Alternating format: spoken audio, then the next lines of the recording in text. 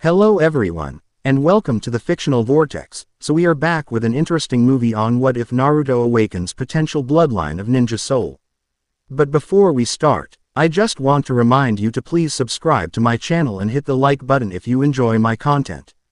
Let's start the story. Prologue. Disclaimer. I do not own Naruto, nor do I mock any money writing or posting this fanfiction. Prologue. Untie me. God damn it. A loud voice echoed through the air of Training Ground 7, towards three people as they walked away, into the forest Hat surrounded the large clearing in the middle of the training grounds. Struggling against the ropes that bound him, Naruto Uzumaki, recently graduated academy student, and just cleared Genin, tried to break free from the log he was tied to. His struggle was in vain though, the ropes having been tied by his new Jonin sensei, Kakashi Hatake, who coincidentally was currently leaving the training ground, followed by Naruto's two teammates, who had also just been cleared to be Genin. Sasuke Uchiha, the last surviving loyal member of the famous Uchiha clan, and Sakura Haruno, the first ninja in her family, a fangirl of Sasuke and Naruto's crush. The three of them were walking away together, leaving Naruto tied helplessly to the log he'd been bound to midway through the test Kakashi had given them. I knew this would happen, screamed Naruto loudly as his team walked away, ignoring him even as he shouted even louder, eyes wide with anger as he struggled more and more, untie me. But it was no use. Naruto watched in complete despair as Kakashi, Sakura and Sasuke all left his sight, heading into the forest to leave the training ground. As he lost sight of them, Naruto's shouts finally died and he simply stared into the forest ahead of him, unable to believe they would do this to him. This was his team. A sensei who lied about the test, tricked them and pitted them against each oath, and two teammates who couldn't stand him, and treated him like dirt. The most amazing thing about it all, was that Kakashi had passed them, and spouted a line about teamwork before walking away leaving him tied up like this. How was this teamwork? Naruto felt a tear slide down his cheek, over the whisker marks that stood out against his dirt-covered skin. He sniffled for a second and quickly pushed aside his emotions as he'd done countless times. With a sigh he began to squirm and shift against the log, working to loosen the ropes that bound him. Not many knew it, but Naruto wasn't the foolish, hyperactive blonde knucklehead he appeared to be. It was an act he put on to appease the villagers and council that had people follow him, certain that at any moment he would show his true colors as the Kyuubi. Kyuubi, the nine-tailed demon fox, greatest of the Biju. Sealed inside him by the fourth Hokage at birth, Naruto had lived with it his whole life, and the hate of his village just as long. Some days he wondered why he even bothered, why he worked so hard to convince the village he wasn't the Kyuubi reborn. Any other Jinchuriki treated like him, would snap and destroy those who hurt them, but he refused to do so. His parents, whoever they had been, had loved this village, and protected it with their lives. The third Hokage, Sarutobi Hiruzen, or Gigi as Naruto called him, had promised him that his parents would have loved and been proud of him. That, combined with the few people that saw Naruto as himself, kept him from just giving up and leaving Konoha. Because of those few people, he put up with everything the village did to him. People, civilian and ninja alike, attacking him in the streets. Stores, tailors, hospitals, general stores, blacksmiths, restaurants, all of them refusing to serve him. Or at best, selling him their worst products, rusted weapons, rotten food. The hated stares, the cruel whispered words, high rent for a broken apartment, everything. But still, he lived each day with a smile on his face. Only those closest to him knew that it was a mask straining to be maintained, that he was barely holding together. The Hokage tried his best, but even he couldn't protect Naruto all the time. And without knowing who he could trust, every time he ordered someone to protect Naruto for him, he chanced them outright attacking him, or leaving him to the mobs that formed. Stupid sensei. Why'd the damn scarecrow have to make these ropes so tight, thought Naruto to himself in annoyance. He'd been struggling this whole time, and still Naruto hadn't been able to get out of the ropes. He supposed this meant that despite how lazy his new sensei appeared to be, Kakashi was at least skilled, which Naruto was thankful for. Sighing, Naruto decided to try a new strategy. and stretched out his right hand, down towards his ankle holster. He knew he had one kunai left. Now if only he could reach it, he could use the dull thing to at least start fraying the ropes to weaken them. Well, look at this. How nice. A dark voice echoed out from around the clearing. Someone left us a tied-up gift. Naruto's head snapped up, and he SWO violently in his mind at the sight that greeted him. The whole clearing was full of people. He could see a bunch of villagers and ninja of various rankings. Scanning the crowd, he gazed into various sets of eyes, at the postures of their bodies, and knew that this wasn't going to end well. The villagers were armed with weapons, and the ninja looked like they were ready to attack an enemy nin. Quote, "It seems your new sensei left you all wrapped up first, demon," said the same voice from before.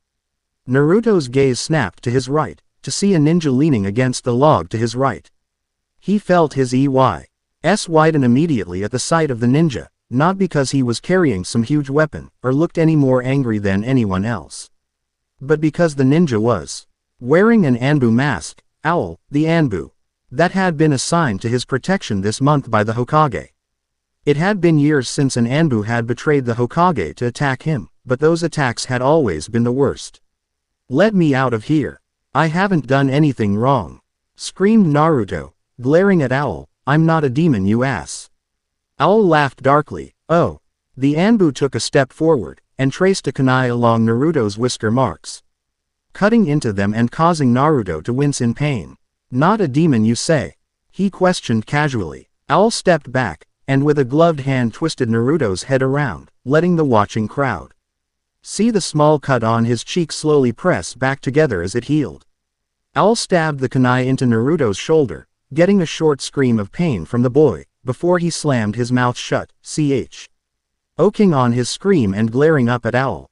"You won't convince any of us, Demon Fox. We all know you've tricked the Hokage into believing you, but we aren't fooled," snarled out Owl, dragging the kunai down, cutting into Naruto's arm deeply. "Today we'll get out revenge for all our loved ones you killed, for everything you did to our village, Kyuubi," screamed Owl, ripping his kunai out brutally. Naruto couldn't stop his scream this time, and with a howl of pain he struggled harder against the ropes that had bound him. He didn't know what he was going to do. With Owl turning out to be traitor, no one was here to protect him. Worse yet, Training Ground 7 was near the outskirts of Konoha, away from anyone who would casually be passing by. With no one to get help, and Owl attacking him rather than warning the Hokage, Naruto was on his own. Place please," whispered Naruto softly, "I'm not Kyuubi." Naruto knew it was useless though. There was no point in trying to convince anyone of his innocence. All they saw in him was the Kyuubi. True to his thoughts, Owl didn't even answer. Instead he simply smashed his fist into Naruto's face. Naruto's head smashed back into the log from the force of the hit, the bones in his nose breaking, and his teeth cutting into his gums. Blood flowing from his nose and teeth, Naruto glared up at Owl angrily, struggling harder against his binds. Naruto struggled harder and harder, using all his strength to try and escape his bonds, but it was no use. The only good news was that Owl had stopped, letting the others in the mob take their own turns. Naruto was used to being attacked and beaten. Torture was another story altogether. Owl stood to the side, and whenever a civilian found their way to in front of Naruto, he would guide them on the best way to damage him. The rest of the ninja in the crowd didn't need such help. They each had their own favorite ways of attacking the defenseless young genin. For hours it continued, a beating, no, a torture, beyond anything Naruto had ever experienced. Weapons of all kinds, kunai, senbon, swords, steel knuckles, and more, were stabbed, slashed and cut into him, leaving deep wounds that not even the heightened healing given to him by Kyuubi could heal, before they were retraced.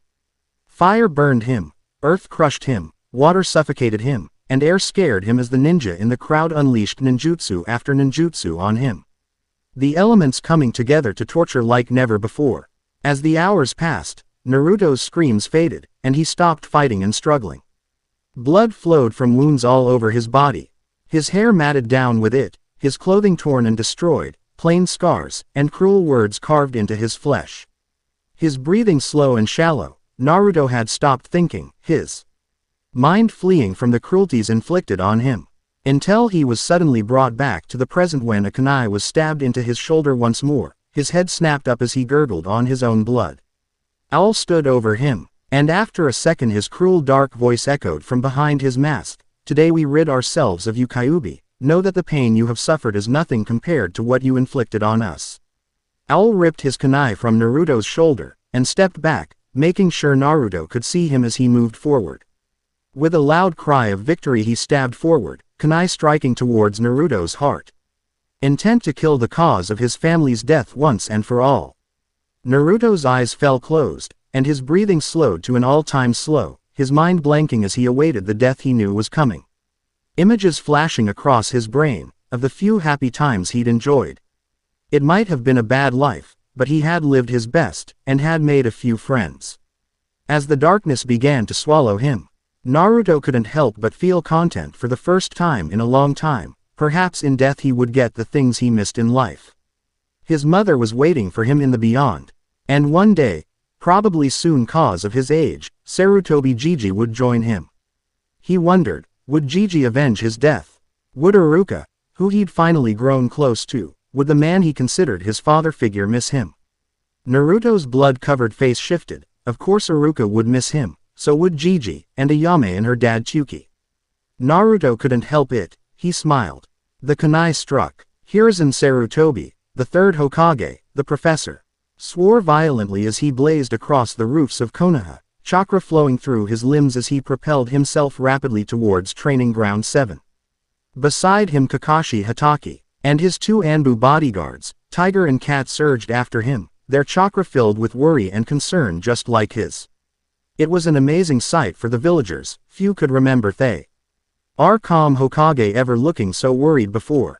Hiruzen had been in his office only moments ago, going over the paperwork handed in by this cycle's Jonin-sensei, analyzing their reports, and committing to memory the teams that had passed and those that had failed. It was the arrival of Kakashi Hatake, the new Jonin commander of Team 7 that had spurred his need to leave his office though, and had sent his worry skyrocketing.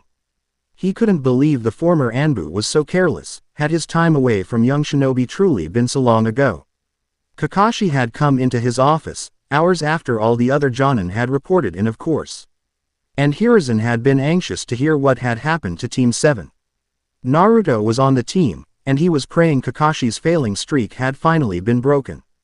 Though he wasn't able to show it, Naruto was like a grandson to him, nearly as much as his own blood grandson, Konohamaru. When Kakashi had entered the office, he put aside everything he was doing, and ordered a report. A report that was fresh in his mind. Flashback no jutsu. Kakashi, report. Hiruzen's voice was stern and strict. This wasn't coming from the friendly old man that enjoyed chatting with his Jonin to see how they were doing, but an order from the Hokage. Kakashi snapped to attention at the tone of his Hokage's voice, book disappearing into a pocket of his vest, body straightening, and all his attention focusing on his duty. Hokage-sama, Team 7 successfully passed their exam, intoned the veteran shinobi. Hiruzen let out a sigh of relief, and his presence faded faintly, returning to the more benevolent kindness he normally excluded. With a smile he gestured for Kakashi to sit down, the Jonin immediately doing so. Leaning back against his chair, Hiruzen laced his fingers toget her and rested his head on top of his entwined hands, looking across his desk at Kakashi. Tell me how they did, and your opinions, said Hiruzen casually. Kakashi nodded, his one visible eye glazing over a little as he spoke. I used my normal introduction to the bell test. Sasuke and Sakura immediately fled to the woods to hide, while Naruto challenged me without thought. Hiruzen listened as Kakashi explained what had happened, using his sharp senses and knowledge of the lazy Jonin to pick through his words to the truth of what the man had experienced. He understood that Sasuke Uchiha was a skilled genin, capable of becoming a great shinobi if trained slowly, and not simply given things. Kakashi also seemed to recommended the last Uchiha undergo a small amount of therapy, worried for his students' seemingly indifferent attitude to everything but becoming stronger. Sakura Haruno, who had received high scores on all the written tests, and average on the practical, had disappointed the skilled Jonin. Failing to see through a simple genjutsu, she hadn't shown any talent or drive to show any real skill, simply following Sasuke around like a lost puppy. To further make her unworthy in Kakashi's eyes, she had abandoned Naruto, who was right in front of her, in an attempt to aid Sasuke instead. Hiruzen was most interested when Kakashi began to speak about Naruto. He listened with interest, and was pleased by what he heard, and the happiness he was hearing in Kakashi's voice, something that hadn't happened in a long time. Kakashi had been impressed with Naruto's determination, angered by some of the things he'd seen. The Jonin had easily been able to see that Naruto had been held back and even sabotaged in his learning. I think they will eventually be a great team, if they can all get their acts together, said Kakashi with his unique eye smile. I'm glad to hear that, Kakashi, said Hiruzen with a smile, before frowning and questioning curiously. Tell me, how do you plan to fix Naruto's problems from the academy? Kakashi rubbed his gloved hands together, and the grin was easily visible under his mask as he spoke two words with total conviction: Kage Bunshin. Within a second, Hiruzen's grin matched Kakashi's hidden one. The unique knowledge transfer ability of the Kage Bunshin would make Naruto's problems easy to fix. The young Jinchuriki would catch up to his classmates and fellow ninja in no time. Grinning, he stood to his feet, Kakashi quickly rising at the same time out of respect. I think Naruto could use a congratulatory dinner. I'll go to his apartment, said Hiruzen, grabbing his wallet from a drawer in his desk, already imagining how empty it would be when he returned. Turning, he caught sight of a slightly pale Kakashi, and raised an eyebrow curiously as he questioned. What is it, Kakashi? Hokage-sama. I left Naruto at the training ground, answered the Jonin nervously. Hiruzen blinked in confusion. He would have simply gone home, Kakashi, worry not. Kakashi paled a little more, and nervously admitted what he'd done to the Hokage. You what? Flashback no jutsu, Kai. Hiruzen blazed from tree to tree as he rushed towards the training ground, fists clenched in worry for his adoptive grandson. Kakashi had left him tied to a log, in retaliation to the eraser prank from the other day, planning of course to release him later. The Jonin hadn't even taken into consideration what he was doing, leaving a genin, especially Naruto, alone like that, defenseless. Worse yet, Owl hadn't reported back with Kakashi, which to Hiruzen meant only one thing. Breaking through the barrier of trees, his heart almost stopped at the sight that greeted him. A mob practically filled the clearing of the training ground, 20, maybe 30 people. Even some of his ninja, and at the very center, was Owl. The Anbu he'd assigned to protect Naruto, was charging forward with a kunai held in his gloved hands, towards the middle of 3 logs. Tied to it was a beaten and bloodied form, barely recognizable as Naruto. Hiruzen's years of experience came to the front immediately. That angle would cause the kunai to pierce Naruto's heart. Something he wasn't sure even Kyuubi could heal. With speed that defied his age, Hiruzen appeared in front of Owl, kunai stabbing into his hand even as his 2 Anbu bodyguards appeared at either side of the traitorous Anbu, holding him still. A crackling sound filled the air, and Kakashi appeared knelt in front of the Hokage, hand halfway extended, resting an inch away from Owl's heart, covered in lightning. Hokage-sama, exclaimed Owl in shock and surprise, before his voice growled and echoed, move. I'll kill the demon once and for all, and free you from Kyuubi's control. Stand down, ordered Hiruzen, his voice cold. Owl didn't even think about obeying. With a snarl he ripped his Anbu mask from his face, revealing an aged face, practically foaming at the mouth with rage. I'll kill the Kyuubi. You won't stop me, he shouted out, spitting in Hiruzen's face. Kakashi. Hiruzen's voice echoed even colder than before. Owl gasped out in pain, and looked down in shock. Kakashi's hand was stabbed through his chest, coming out the other side, still covered in lightning as he glared up at the Anbu, visible eye ice cold. With a sickening sound that no civilian there would ever forget, Kakashi pulled his hand out, and Owl dropped to the ground lifeless. Kakashi stood and appeared at the Hokage's side, 2 Anbu bodyguards joining him in a blur of speed as they surrounded their Hokage. All of you, said Hiruzen, his voice cold and disappointed. All of you had a part in this. I can see the weapons in your hands, weapons you used on a defenseless boy of 12, whispered the aged Hokage, his voice echoing over the assembled mob. Ignore him, the demons controlling him. Let's finish what the 4th started. One more hit will kill the fox, they can't stop us all. Kill the Kyuubi. Shouts and screams echoed from the formed mob, and for once Hiruzen felt every bit his age. None of them felt regret for what they'd done, and were about to try to finish it. He knew that he would die before he let a single one of them hurt Naruto, his grandson couldn't survive another wound, and it appeared Kyuubi was already barely sustaining him. With a grim determination he flared his killing intent, and pulled a kunai from within his robes. Anyone who moves for Naruto, kill them, ordered Hiruzen coldly. MP. Kakashi raised his headband, revealing a spinning Sharingan. Even as he pulled two kunai and held one loosely in each hand. Kat stepped forward and pulled out a short tanto, standing beside Kakashi and the Hokage, ready to obey his orders without question. Tiger was also moving. Flowing backwards he stood in front of Naruto, chakra flowing through his body as he prepared to strike down any who dared approach him. Kill the demon. With a loud roar, the mob went charging forward, civilian and ninja alike rushing to kill the demon hiding behind their Hokage.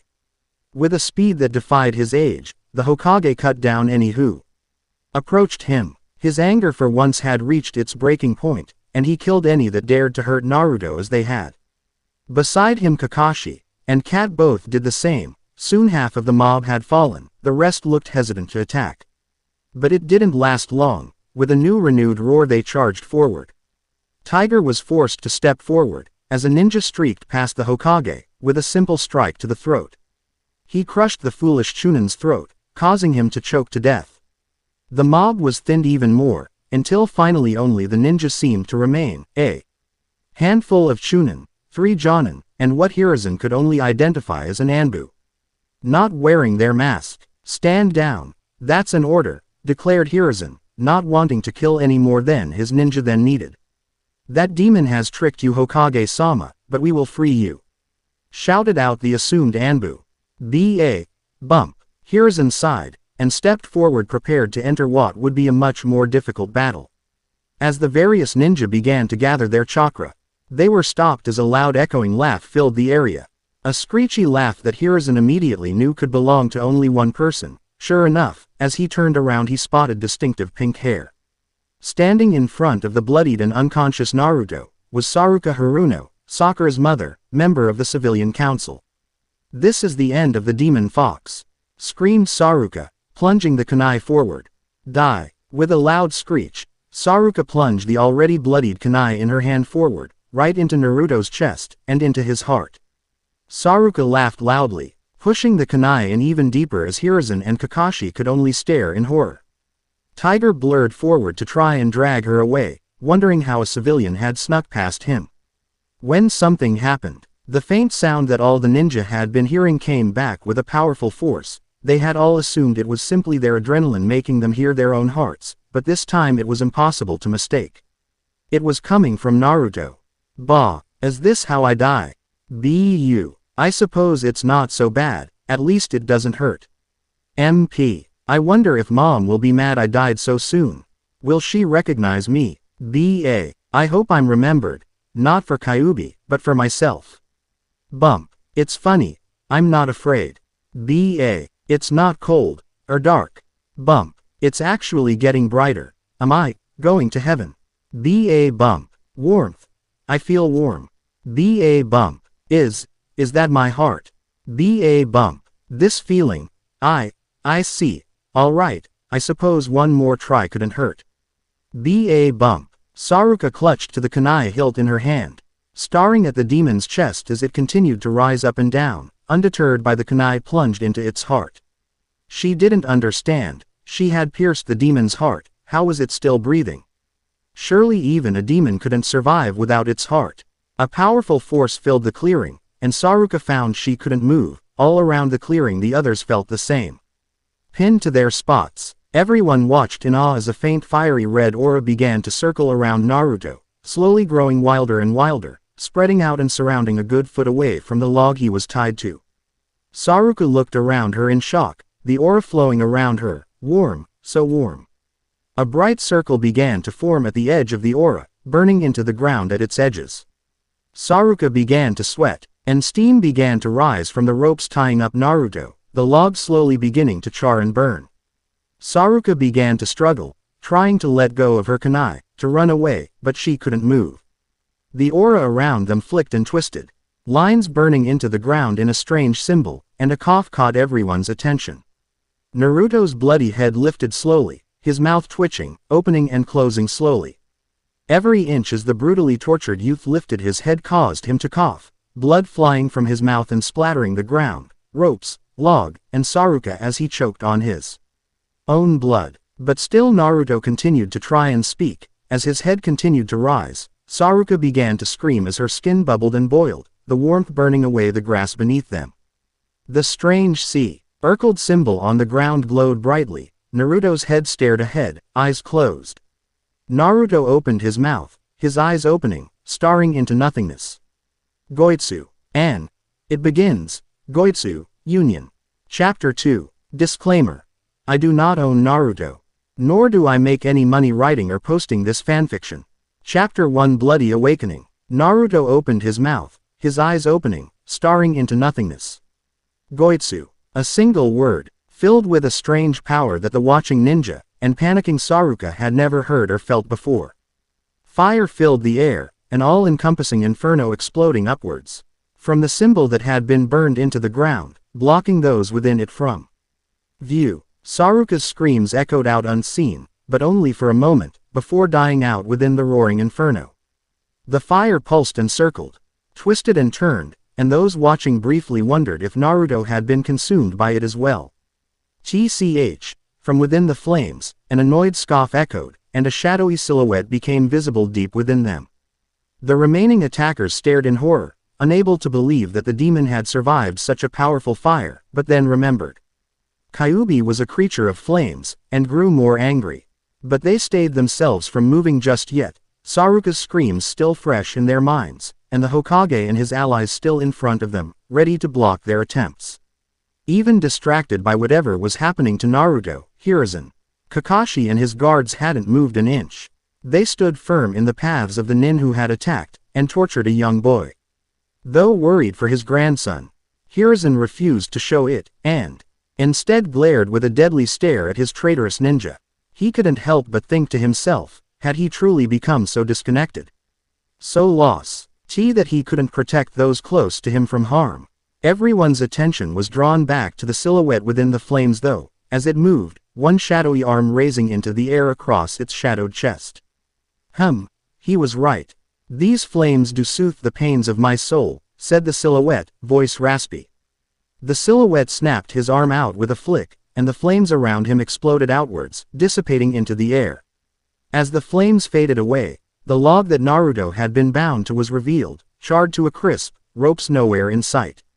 The only thing that remained within the flames was the symbol that had been burned into the ground, and a strange figure that was obviously the silhouetted figure from within the flames. He was tall, reaching what had to be nearly 6 feet 1 inch, with brilliant crimson hair. The cascaded down past his neck in spiky clumps.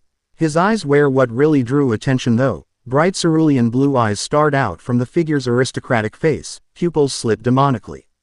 The figure stood still for a moment, then began to stretch and shift, ignoring those watching him without a care in the world.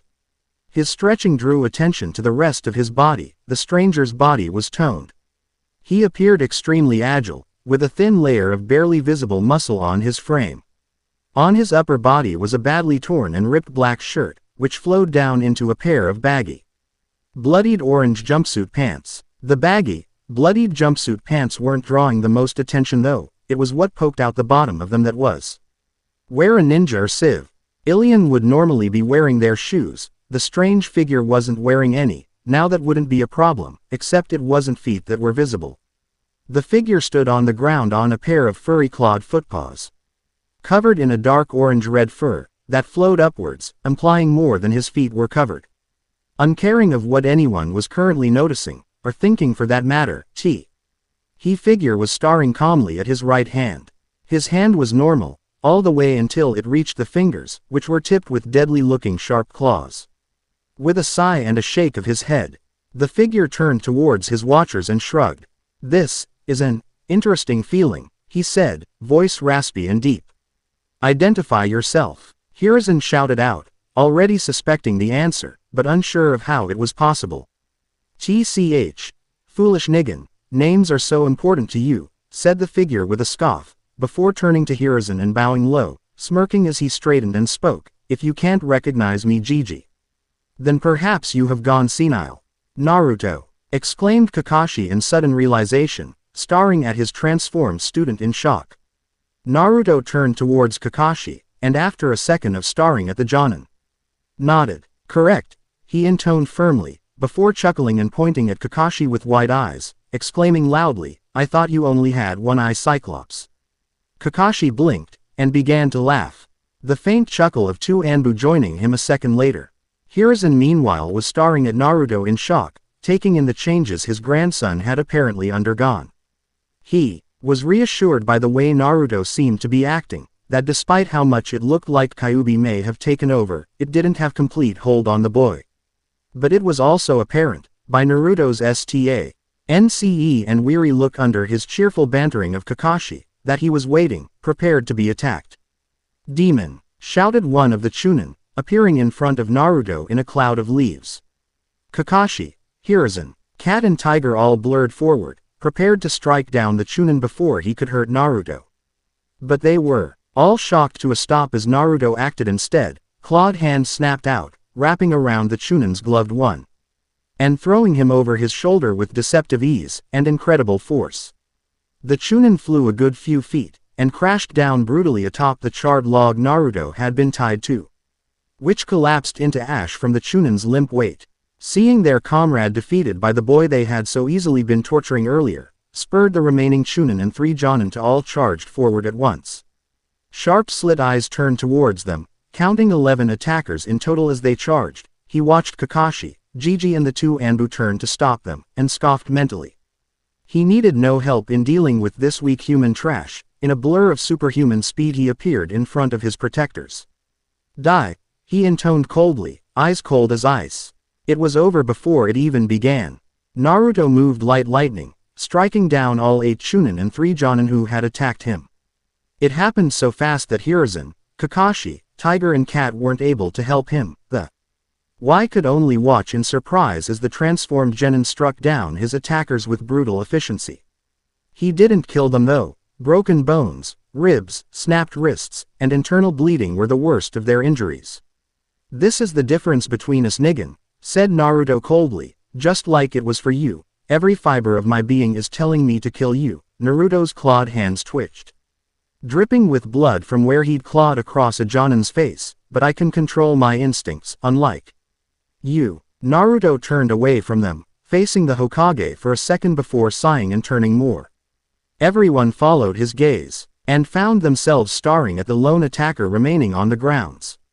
It was the one Hiruzen figured was an Anbu. The scar-faced nin had remained behind, simply watching his apparent allies attack.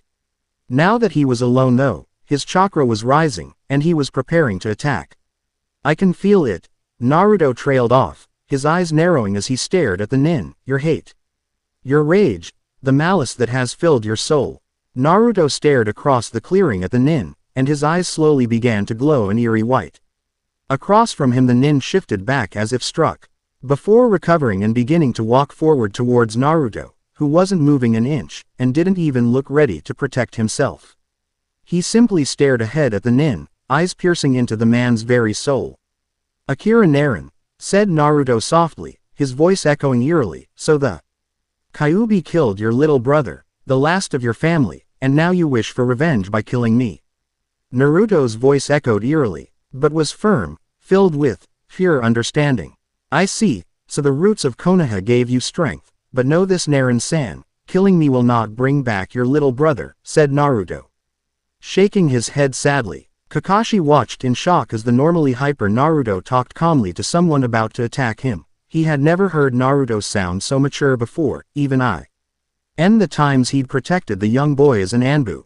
But then again, there was something different about Naruto. The transformation he'd undergone was both horrifying and impressive. Watching as Naruto decimated those ninja moments ago, it had been like watching his sensei fight all those years ago. Hiruzen, who was also watching Naruto carefully, was slightly less shocked by Naruto's current personality. Long ago they'd talked and Naruto had confessed to using a mask to fool people, but even he had never seen this side of his grandson. It both scared and impressed him. Naruto acted more like a true ninja like this.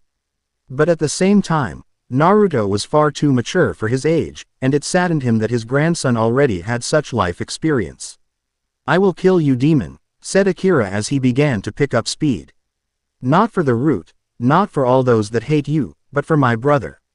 Akira's howl of rage echoed and he charged at Naruto, closing the last few feet in a blur of speed, twin kunai slashing forward to cut through the exposed boy's throat. It was pointless though. Naruto's speed seemed nearly godlike as he tilted his head back, the exact right amount, for the kunai to cut through the air above him.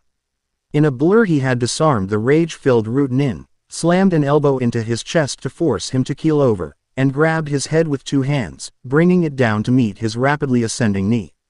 Blood filled the air, and Naruto let go of Akira, letting him tumble to the ground unconscious, face broken and bloodied. With all his attackers disabled, Naruto turned back to face the Hokage, Kakashi, and the two Anbu with them. Taking a step towards them, Naruto suddenly stumbled and swayed, and then started to fall, collapsing towards the ground. Kakashi was beside him in a second. Holding his young student up in worry, he felt horrible for what he'd caused to happen, and hoped the young boy would forgive him. Naruto let out a soft chuckle, and forced himself to straighten, leaning on Kakashi for support even as he spoke to him softly. "There's nothing to forgive, Kakashi-sensei, everyone makes mistakes." Kakashi's eyes widened, and remembering his Sharingan was exposed, he quickly lowered his headband to cover it. Holding up his student, he helped him stumble over to Hiruzen, who was looking with a mixture of emotions, worried, shocked, awed, and many more. A few feet away from Hiruzen, Naruto suddenly slumped in Kakashi's arms, his form blurring and seeming to shatter into bright glowing shards that faded away into the air. Left hanging weakly in Kakashi's arms was a much more recognizable Naruto. But the transformation seemed to have left a few changes on him. The once short boy now stood at a much less stunted 4 feet 10 inches, and his short hair had gthened to reach just a few inches past his shoulders. His slightly underfed body was more filled in, and Kakashi could feel muscle on his student's body that he knew hadn't been there earlier. "Ah, damn, that was a rush," whispered Naruto tiredly. "Naruto," spoke up Hiruzen, smiling softly down at the boy, "I'm glad to see you've returned to normal." "Hee." Naruto chuckled weakly, "Thanks, Gigi." "Naruto, what was that transformation? Was it Kyuubi?" questioned Kakashi worriedly. Naruto shook his head weakly, before blinking and tilting it to the side in confusion. He stayed silent for a few seconds, before shrugging his shoulders and looking up at Kakashi and Hiruzen weakly, and began trying to explain what he understood. "I remember darkness. Then there was this warmth inside me, all around me, filling me, changing me. I don't really understand where it came from, but it came with power and knowledge from deep within my very soul," said Naruto weakly, remembering the odd feelings. "Goitsu, a power of my soul." Naruto closed his eyes, and placed his hand over his heart for a second, before continuing to speak, "The power to form a union, my power, completely separate from Kyuubi." Naruto looked up in confusion. I don't know how I know that, I just do." Shaking his head, Naruto wondered if he was going crazy. How did he have a power inside himself that he didn't even know about? He would have assumed it was just some trick of the Kyuubi, if not for what he was experiencing at this moment. After his transformation had faded, he had still be able to see into those around him. If he had to put a word to what he was seeing, it would be, well, souls. He could see his Gigi's aged soul, and understand. He knew what his Gigi had experienced, what he'd gone through, and knew that Hiruzen cared for him. This power, I think it searched out the nearest thing to create this union with, which in my case is Kyuubi. It took his power, and merged it with me. I became me, but with Kyuubi as part of me. Merged at our very souls. Naruto's eyes glazed over, recalling the incredible power and vast knowledge, before he shook his head, clearing his gaze and continuing. All of Kyuubi's power, all of his knowledge and experience, for those moments it was mine to command, to control. It's gone now. I can remember most of it, but I doubt I could do any of the things I remember, said Naruto with a small shrug. With that, Naruto stopped speaking, no longer sure what to say. He didn't know how else to explain what had happened to him, but he instinctively knew that he could do it again. Goitsu. The power to form a union, it was within him now, to be called upon at will. Tell me Naruto, could you perform this, Goitsu, again? Questioned Hiruzen. Yes, answered Naruto immediately, before letting out a loud yawn. It almost sounds like a bloodline Hokage-sama, Kakashi found himself saying with a wide eye. Hiruzen nodded at the Jonin, and looked down at his tired grandson with an unreadable expression. That was exactly what it sounded like, a newly awakened bloodline that Naruto now wielded. The power to form a union, he wondered if this power was limited to Kyuubi. Or if it could go beyond that, not that it needed to. He wondered absently, what a Naruto with all the power and knowledge of Kyuubi could be capable of, and found himself palling. Konoha. Destroyed with pranks. It does sound possible. I suppose we'll need to do some tests, Hiruzen said thoughtfully, before blinking at his exhausted grandson. Perhaps tomorrow though, he suggested with a small chuckle. After your team practice, please be on time Kakashi, I have a feeling there will be a lot to do. Yes, Hokage-sama, exclaimed Kakashi seriously. Also, Hiruzen paused for a moment, considering something before speaking. Naruto, I don't think you should join your team for training tomorrow, not until we know more about what your apparent bloodline can do. Okay. Naruto yawned. See you to tomorrow Gigi, said Naruto, yawning and trying to extract himself from Kakashi's grip. Kaka-sensei, I need to go home. I'll get you there. Don't worry Naru-chan.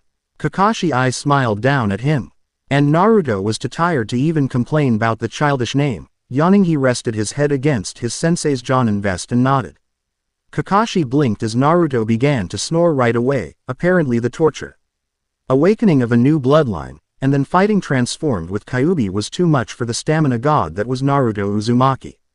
Smiling under his mask he lifted Naruto into his arms, holding the surprising light boy against his chest and nodding at the Hokage, who was smiling at him knowingly. Kakashi blinked and then frowned at the Hokage, turning away he gathered his chakra. And as he vanished in a swirl of leaves as he used Shunshin, he heard Hiruzen's chuckling laughter echo behind him. Reappearing inside Naruto's apartment, he carried his young charge to bed. Laying him down he gently pried Naruto's arms off of himself, surprised at the boy's strong grip. It took him a good 5 minutes to accomplish the task. Having succeeded, he tucked his student in. And headed towards the door of the apartment, only to stop as a loud whimpering caught his attention. Turning around he wandered back to Naruto's bedroom, and saw the young genin twisting and turning in his sleep, whimpering out loud in the grips of a nightmare. Damn those idiots, snarled Kakashi in his mind, it was their fault a 12-year-old was having such horrible nightmares. For a moment the Jonin wasn't sure what to do, but then his mind cast back on Minato, his sensei. Whenever their team was together, he would make sure they all slept together like a family, and even spent time with them off missions. Minato had cared for them when they were sick, and held them when they needed comfort after killing. Kakashi's hand absently rose to his headband, resting there for a second before he nodded. He would follow his sensei's example. Team 7 would be a family, just like its previous incarnation had been. Carefully Kakashi made his way to Naruto's bedside, and gently ran his hand through Naruto's spiky hair, hoping that would calm him. After a few minutes of stroking, it appeared that it was working, and Naruto began to calm in his sleep. Satisfied Kakashi stood and wandered back into the kitchen. Grabbing a chair he dragged it into the bedroom and sat down in the corner. Opening his pocket, he pulled out his book and began to read, keeping one eye on Naruto the whole time. It may have been a little late, finding the next true generation of Team 7, but he swore that he would make them great. He would prove to Minato that he had taken his lessons to heart, and when he met Rin and Obito in the afterlife, he would be able to join them with a clear heart. Smiling at the sleeping Naruto, he turned his full attention to his book. A perverted giggle left his lips. Naruto snored. It was early in the morning when Naruto finally awoke the next day, not because his alarm went off like normal, or the landlord had barged in demanding additional rent, but because he could smell food. His nose twitched faintly as a delicious scent filled his senses, and in an instant he was wide awake, sitting up in his bed, eyes locked onto the doorway out of his bedroom. For a moment Naruto wasn't sure what to do. If someone had broken into his apartment, why would they be cooking? Naruto stared and tried to expand his senses with chakra, something Iruka-sensei had told him he should be capable of. Especially with his vast chakra stores. As chakra flooded through him, Naruto felt a weird twitch behind his eyes, unaware as they glowed brightly and began to pulse an eerie white just as they had yesterday. To Naruto his senses simply sharpened, and he could see and feel the presence of someone else inside his small apartment. It was strange, he could see an outline of the person standing in front of his stove. Their outline was a faint blue, and in the center was a fiery white flame. Iruka-sensei obviously didn't explain this good enough, Naruto thought absently. Ring into the flame inside the person's outline, he was suddenly assaulted by a barrage of strange feelings and emotions. Naruto twitched and shuddered on his bed. There were so many of them, it was difficult to make out what all of them meant. But at the moment two different emotions stood out the strongest, happiness and hope. Naruto wasn't sure, but he thought the second emotion might be hope, so lost in trying to figure it out. His eyes never left the flame inside the person's body. Just as he was about to look away, having decided whoever was in his kitchen didn't mean him any harm, he found himself assaulted by images. Thousands of them flashed through his mind's eye, too fast to see, but somehow he understood them anyways, and instantly he knew who was in his kitchen, and much more besides. Kakashi-sensei was in his kitchen, cooking breakfast for the two of them, the Jonin having spent the night after making a big decision. Naruto found himself confused, he wasn't sure what was happening to him. But he knew for certain that enhancing his senses with chakra wasn't causing this. The emotions, those images, it was almost like he was seeing into Kakashi's soul. Naruto's eyes widened as he remembered the events of yesterday, and he swore. Pulling the chakra from his body he was relived when Kakashi's outline disappeared, and horrified when he discovered that looking into his sensei's soul was exactly what he'd been doing. He wasn't horrified by what he'd seen in his sensei's soul, more that he'd done it without Kakashi's permission. A soul was something personal, he shouldn't be able to see someone's soul, let alone look into it. Was this part of his new bloodline? After seeing his sensei's soul, Naruto knew a few things immediately. He could trust Kakashi. The Jonin truly cared for Konoha and the new Team 7, and wanted them to be the best. But at the same time Kakashi had lived a difficult life, and had scars on his heart, and some so deep they reached his soul. Is this the power of Goitsu? To see people's souls, maybe to see if I want to form a union with them. Naruto's thoughts ran a mile a minute, but after seeing Kakashi's soul, he knew that he would form a Goitsu with his sensei in an instant. I need to talk with Gigi, we really need to find out what my bloodline can do. Climbing out of bed, Naruto pushed himself to his feet and stumbled a little. Blinking he straightened himself and looked down at his body in confusion. He apparently hadn't noticed last night, but the after effects of the transformation must have changed him. He was taller. A little of his body fat seemed to have faded away, and he felt stronger as well. The change wasn't much, but it seemed to be enough to throw off his balance for a moment, but as Naruto took a step, he knew it wouldn't be too difficult to adjust. Heading over to his closet, Naruto looked down at his torn and bloodied clothes, and with an annoyed frown tugged them all off. Rowing open his closet Naruto was momentarily blinded by all the orange, same as he was every single day, even he wasn't used to his stupid jumpsuit. Reaching out for one he paused before grabbing it, he was a genin now. Why did he have to continue to hide? The civilian council no longer had command over him, so he didn't have as much to fear, and he knew that not only would Gigi stand by him, but he was sure, down to his very soul, that Kakashi-sensei would as well. Digging into the very bottom of his dresser, Naruto found an outfit he'd bought from a trader when they visited Konoha. Not knowing about Kyuubi, and having yet to be threatened by the other villagers or members of the council, they'd let him buy their products happily. Pulling on some underwear, Naruto grabbed the dark blue combat jeans and pulled them on. Following up with a pair of equally dark blue shinobi-style shoes, rather than the normal sandals. With that Naruto dug under his pile of black shirts, and pulled out a dark orange one. Pulling it on he smiled at the mirror in the closet door.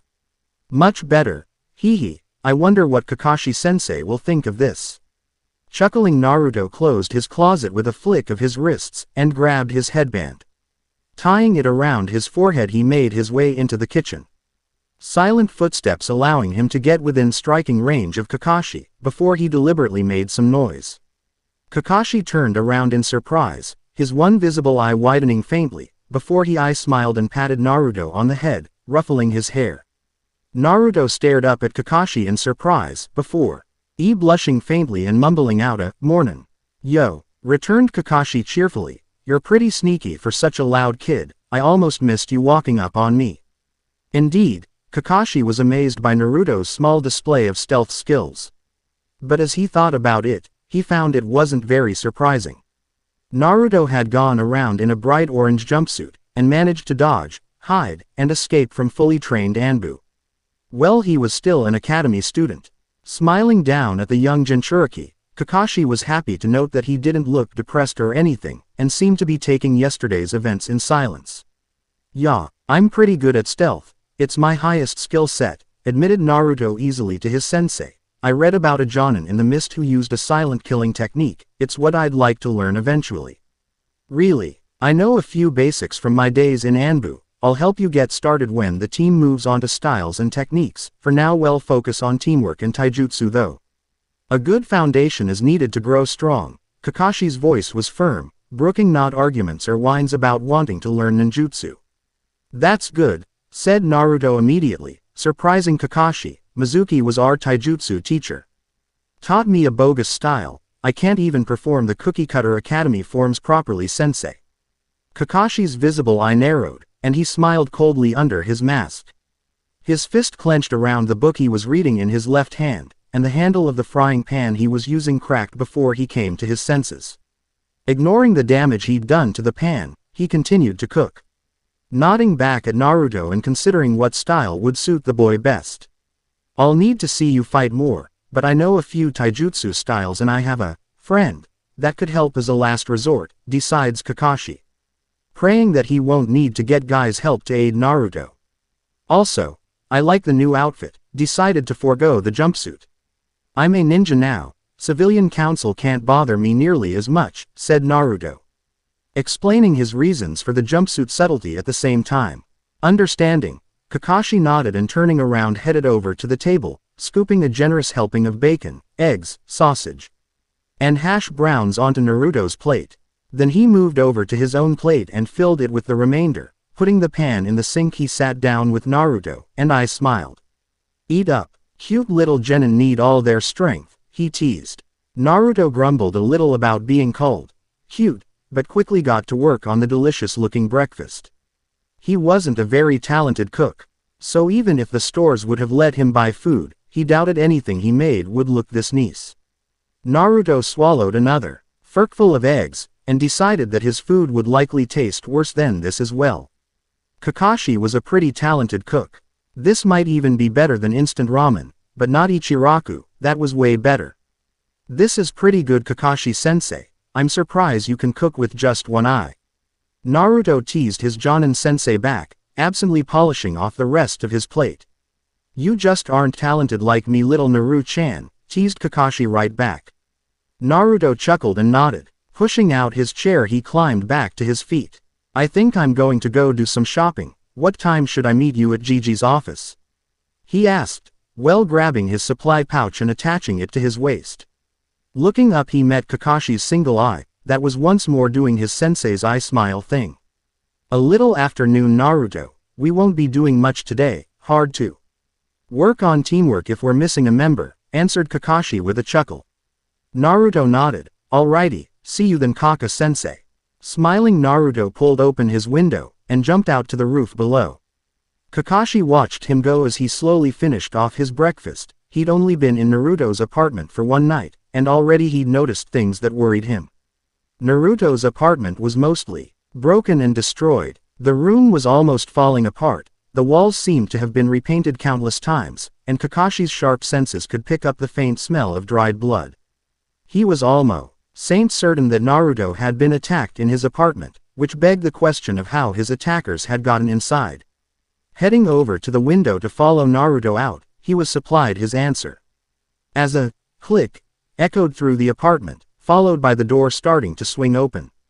Chakra-flowing Kakashi weaved a faint genjutsu around himself, hiding himself from view as the door was swung open all the way. A beefy fat man pulling a key from the doorknob.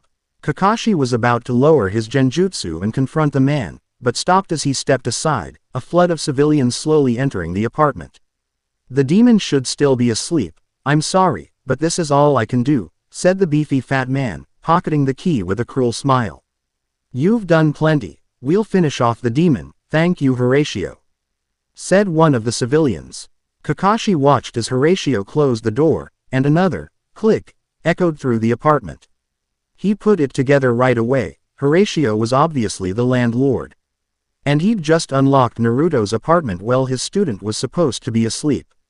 His gloved hand trembled with rage, and with a quick shunshin he appeared outside the doorway, hand wrapping around Horatio's throat. With a snarl he threw the fat man through the closed door, and back into the apartment, right into the bloodthirsty mob that had come for his student.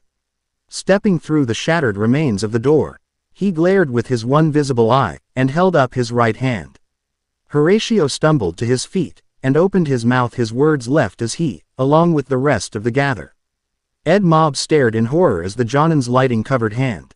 Kakashi stepped forward, pulled his hand back and prepared to stab it through Horatio. He was through with the villagers' actions towards Naruto. From now he would be as harsh as he wished. Beep, beep, beep. Kakashi paused as Naruto's alarm started going off. With a furious shake of his hand, he struggled with himself and let his jutsu collapse. Glaring at the mob he stepped to the side and pointed out the door. In a tone colder than winter he spoke, "Out." The crowd ran past him, flowing out of the apartment like water, until finally Just Horatio was left following them out quickly. Kakashi wasn't having any of that. Hand snapping out he grabbed Horatio and pulled him close. Glaring with his single eye he unleashed his killing intent on the fat civilian.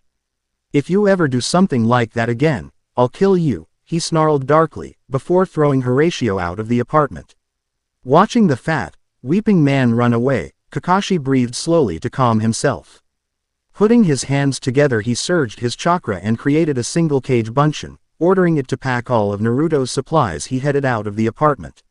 Wandering down to the front desk, he politely informed the terrified Horatio that Naruto wouldn't be returning, broke the desk in half when Horatio tried to claim money for damages Naruto had caused, and walked out of the apartment complex feeling happier than before. His clone appeared beside him, pockets full of sealing scrolls, and he sent it on to follow Naruto around town. "When he's done shopping, take him to the house, he can live with me." Orders given, the cage bunshin vanished to go observe Naruto, and Kakashi made his way casually through town, towards the training ground. He'd promised the Hokage he wouldn't be late, so with a brisk walk he passed through the edge of the town, and paused, staring into a shop window at the new copy of Ika Ika Paradise. Surely an hour wouldn't hurt. Chapter 3. Disclaimer. I do not own Naruto. Nor do I make any money writing or posting this fanfiction. Chapter 2 changes inside and out. He'd promised the Hokage he wouldn't be late, so with a brisk walk, he passed through the edge of the town, and paused, staring into a shop window at the new copy of Ika Ika Paradise. Surely an hour wouldn't hurt. Naruto hopped across the roofs casually as he made his way towards the edge of town. Far away from the mercantile center of the town, to the lesser-known shops. It had taken him months of looking, before he'd heard mention of a new shop setting up in town. He'd gone immediately. It was a small family-run shinobi supply store. They didn't have much money or a very large inventory, only the basics, and relied on custom orders to make the most money. Naruto had spent a few hours every day helping them, using the knowledge he'd gotten from various visiting traders of where to find good supplies, the type of orders people like to make, the things they should keep in stock, and various other things. They had been happy for the help, and had ignored everything the villagers told them about him, even throwing out a member of the civilian council when they tried to stop them from serving him. Their attempt had failed when Naruto went to the Hokage, who endorsed the store and personally started visiting it for his supplies and orders. Soon other ninja followed the Hokage's views, and the small store became more and more visited, making more and more money. But the father and son duo refused to move into a bigger store. and kept their small shack at the edge of the village, serving only those that came looking for them, or were recommended. Naruto dropped down in front of the small shop, his eyes immediately locking onto the smoke icing from the roofless building to the right, a small forge that Ventus used to make the orders they received. Heading right into the small store, he waved cheerfully at Sora, who ran right over to him as he entered, drawing him into a hug. Sora was 11, a year younger than Naruto, and they'd bonded over the time he spent in the store, becoming good friends. "Naruto, I didn't expect to see you for a few weeks yet," said Sora cheerfully, spiky brown hair matted down with sweat. Naruto reached forward and ruffled Sora's hair, chuckling, "You've been in the forge with your dad, I see, he making anything cool today?" Naruto couldn't help but question, enjoying hearing and seeing the strange things Ventus forged. "I dunno, he kicked me out after finishing a set of hollow kunai for some crazy-looking kunoichi chick," exclaimed Sora, throwing his arms out wide as he began to make furious hand motions. "It was crazy, she tried to stab me when I snuck up on her, and when Dad blocked her coup. Nae snack leapt out of her sleeve and tried to bite him." "Wow, sounds serious," said Naruto, nodding his head to all of Sora's wild hand motions. "Well, I'm gonna grab some supplies, and then can I check the back room?" "Of course, I'll open it up for you, Naruto," said Sora happily, rushing away towards the back of the shop. Naruto watched him for a second before heading down the short aisles of the small shop. He grabbed a few packets of kunai, a roll of explosive notes, some more ninja wire, a vial of soldier pills, and a small container of food pills. Gathering it all, he carried it over the counter and put it down in front of Sora, who was sitting on a stool and reading a manga. Nodding at him, he made his way to the back of the store, through the small door and into the large back room. Black Raven didn't only make weapons, they also designed clothes, and imported special stuff from the other villages. The back room was locked, and only people either Sora or Ventus let in could get to the special equipment, clothes, and gear. Glancing around, Naruto made his way to the right, where all the clothing was located. Browsing up and down the wall, he looked to see if anything looked interesting. He blinked when he found two interesting-looking things. Reaching out, he picked up an odd-looking metal gauntlet. It appeared to be linked together with chains. It wasn't a single smooth glove, but more like a thin metal shell that would go over a glove. The fingers of the gauntlet were tipped with claws, and Naruto found himself drawn to it. Grabbing it, he picked up a thin leather gloves, a awesome dark orange, to go under it. With that, he reached up and grabbed the other thing that had caught his attention, a long hooded cloak. It was an odd ash color, like it had been in a fire and charred or something. Finished with the clothing section, Naruto wandered around the rest of the back room, searching for a weapon. Yesterday, when he'd been merged with Kyuubi, he'd been able to see all the Demon Fox's memories, all its knowledge and abilities. It had rapidly started to fade once the transformation ended though, and now Naruto simply had vague and cloudy memories of what he'd seen and felt. One thing he remembered though, was Kyuubi had a human form, and had been around a long time, learning different things.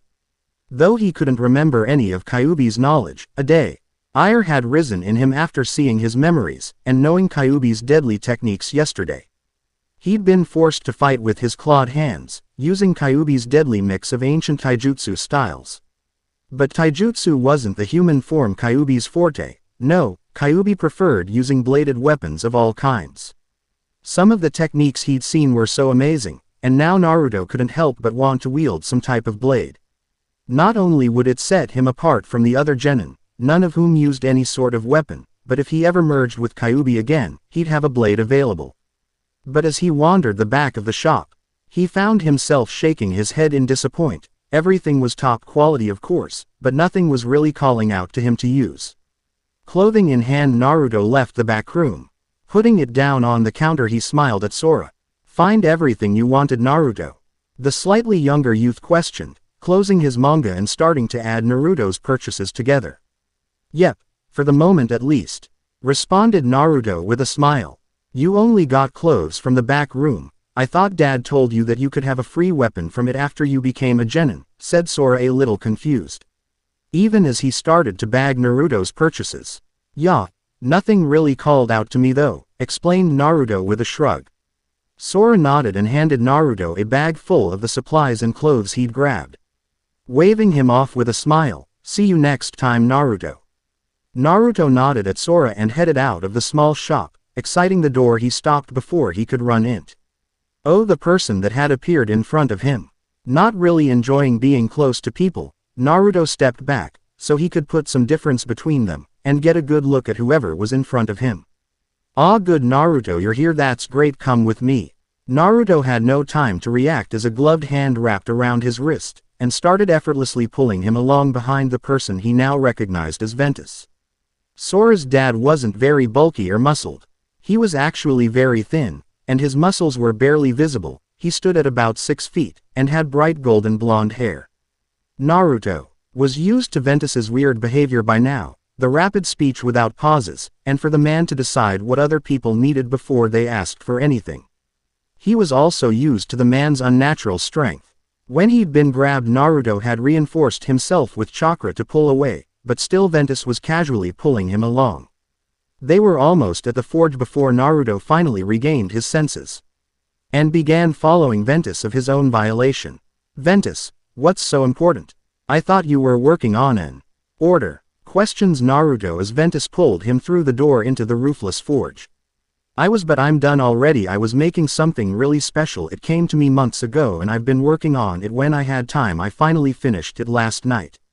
Ventus's words almost flowed together as he spoke. Letting go of Naruto's wrist, Ventus rushed to the back of the forge, and picked up a long wrapped bundle from the corner. Rubbing his wrist, Naruto watched as Ventus carefully put it down on the nearby anvil, and then smiled at him, motioning him to open it.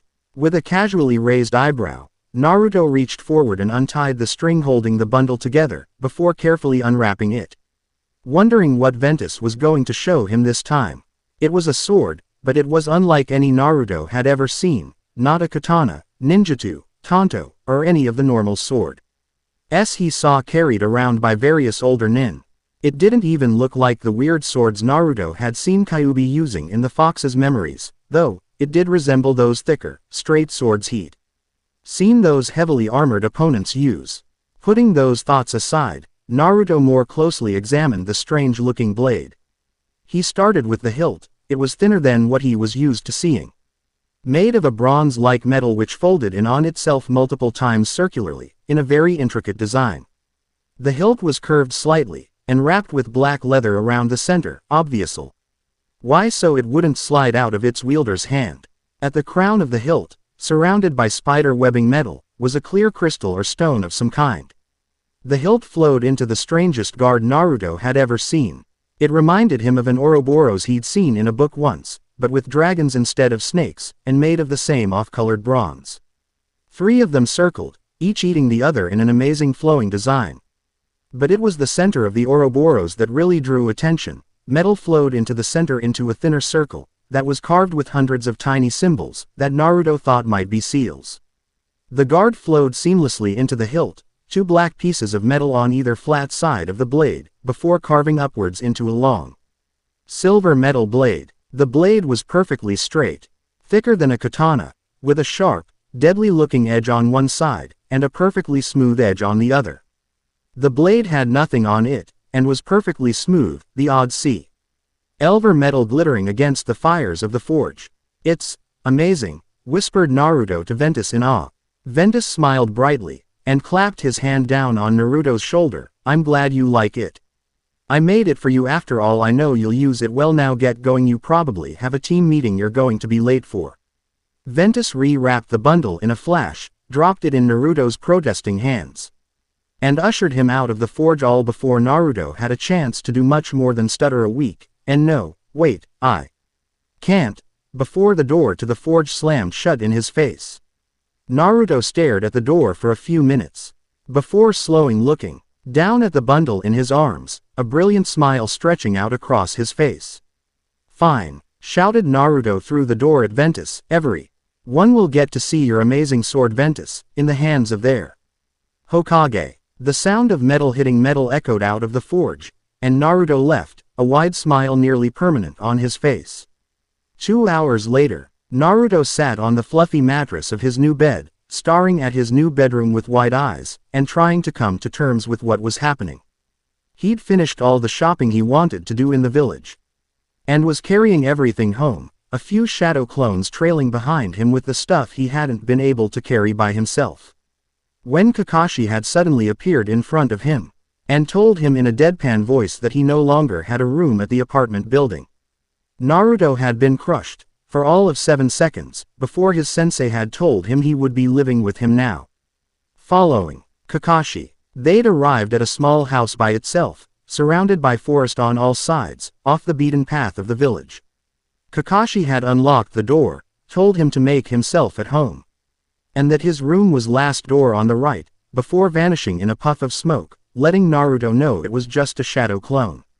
This brings us back to Naruto's current location, sitting on his new bed in the guest room of Kakashi's house, that was now his bedroom.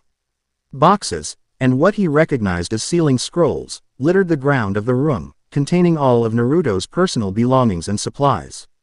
Glancing around the small bare bedroom, Naruto wasn't surprised to see that it was at least 3 times larger than his apartment bedroom. It had a large closet, a trunk, a desk and chair, a nightstand, and a large bed, but was otherwise bare. "I guess I better unpack," mumbled Naruto to himself softly. Kneeling on the floor, Naruto reached for the first box, riffling through it for anything important. Clothes, shuriken, academy books, and his alarm clock were in this box. Pulling out his clock, Naruto put it down on the nightstand, and paused, staring at it for a good few minutes. "I'm gonna be late." With a loud shout, Naruto jumped to his feet and started to run from the room, only to stop suddenly in the doorway, feet slipping on the hardwood floor before he steadied himself. Stepping back into the room, Naruto figured that being a little late wouldn't hurt, and if he was going to finally prove himself as a ninja, he needed to look his best. What better time to try out the new stuff he'd bought? Then, when testing his new apparent bloodline, Naruto riffled through the back of supplies he'd gotten from Black Raven, and pulled out the strange claw gauntlet and cloak. Pulling on the thin dark orange glove he'd bought, he quickly examined the claw, and slowly worked on attaching it.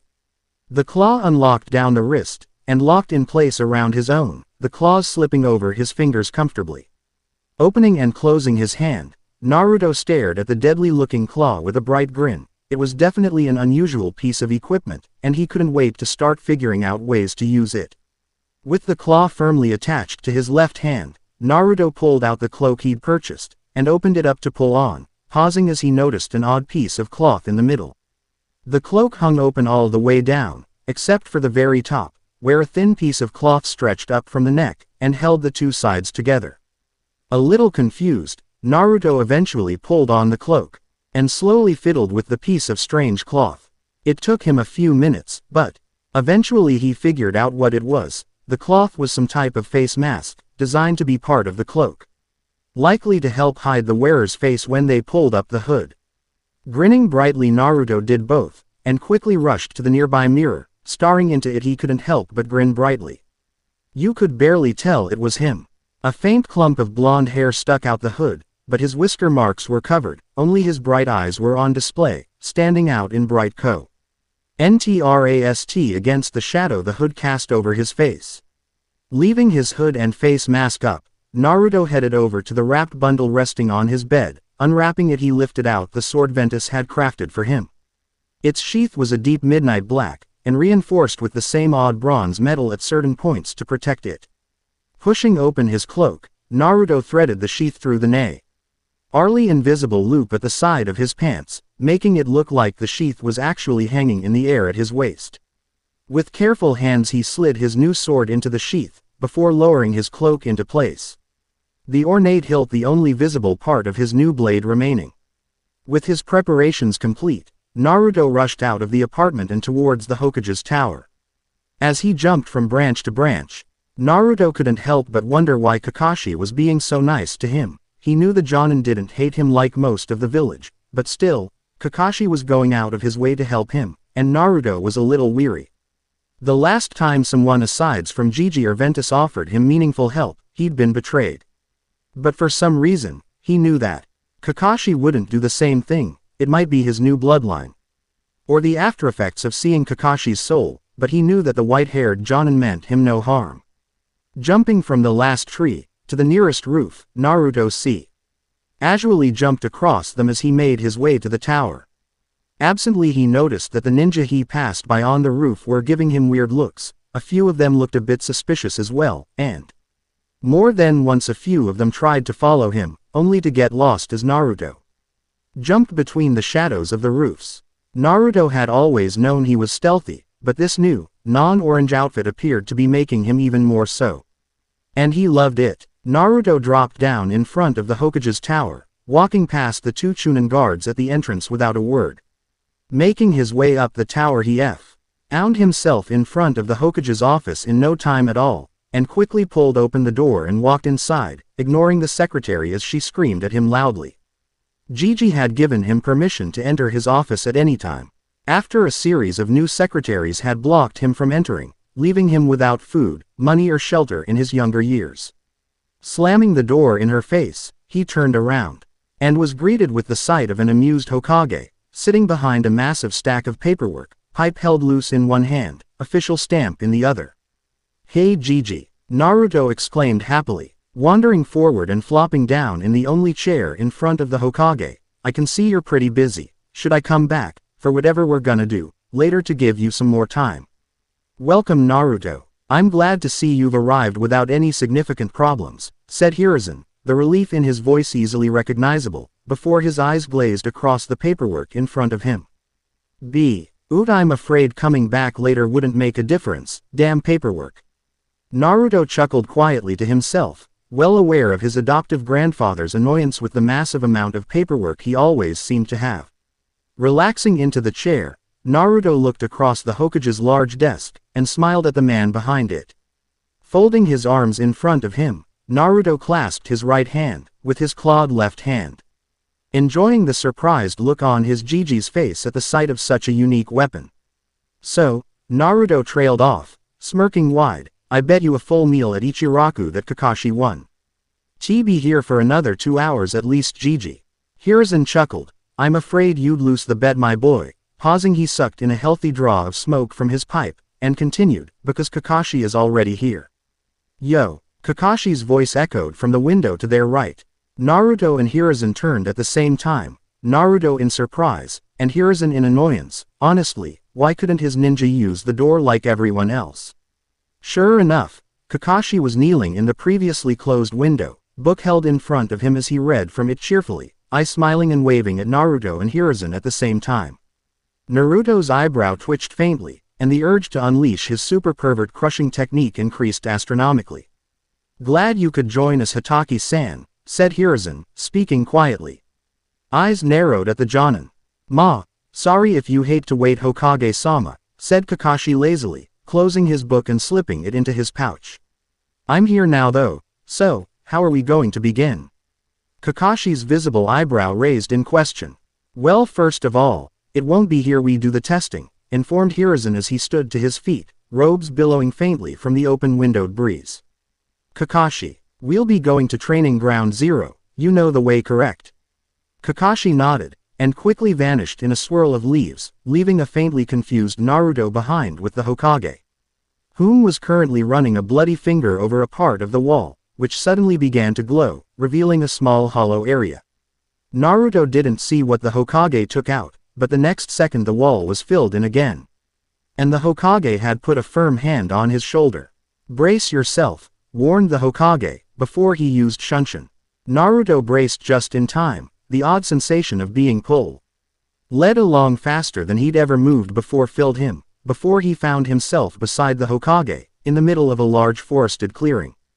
It took him a second to regain his senses, just in time to spot a few leaves fall to the ground in front of him, before he caught sight of Kakashi a few feet away, laying a bundle of covered supplies down on the ground.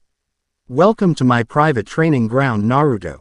It's not listed in the archives, and the only path to it is through an underground passage beneath the Hokage mansion, otherwise you need to Shunshin," explained Hiruzen softly. "It's pretty impressive Gigi, I've never seen such an awesome looking training ground." Naruto's voice was filled with awe, and his head whipped back and forth to take in all of the visible training ground. As even more impressive than Training Ground 7, forest surrounded the clearing on all sides, and Naruto's slightly above average hearing and senses let him pick up the flowing of a river, and the dry, rocky smell that only comes from mountain-style areas. As his gaze wandered around the clearing, Kakashi and Hiruzen piled their supplies together, and began to quietly discuss how to test Naruto for a bloodline neither of them had ever heard of, or seen before.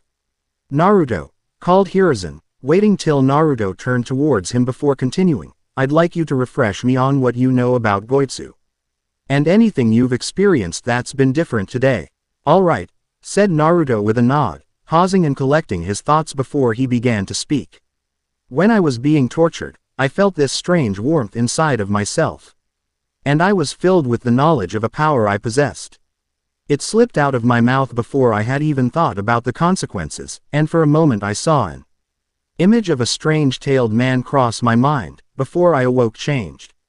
I don't know how else to describe it, aside from fusion. I fused with Kyuubi's soul within myself, gaining all of his power, all of his knowledge, all of his memories and experience.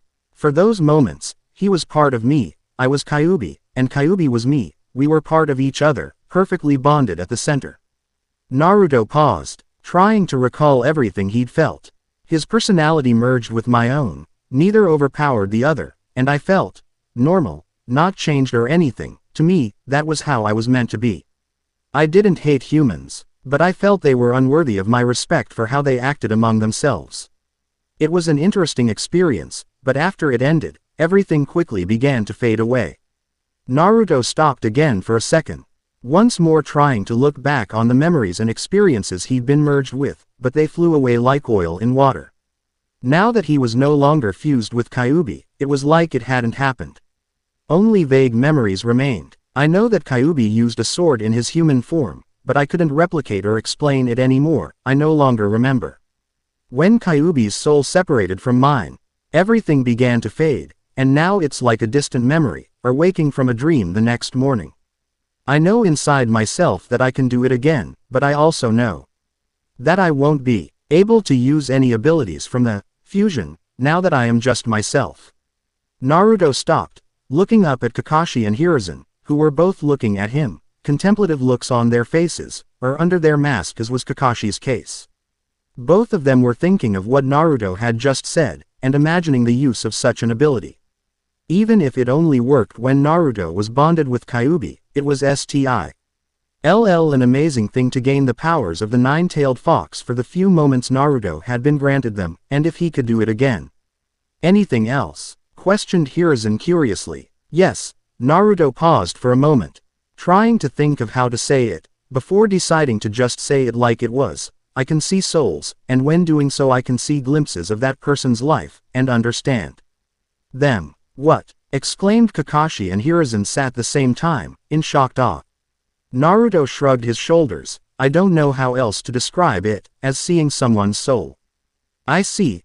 Hiruzen trailed off, and his curiosity urged him to ask, "How many souls have you seen?"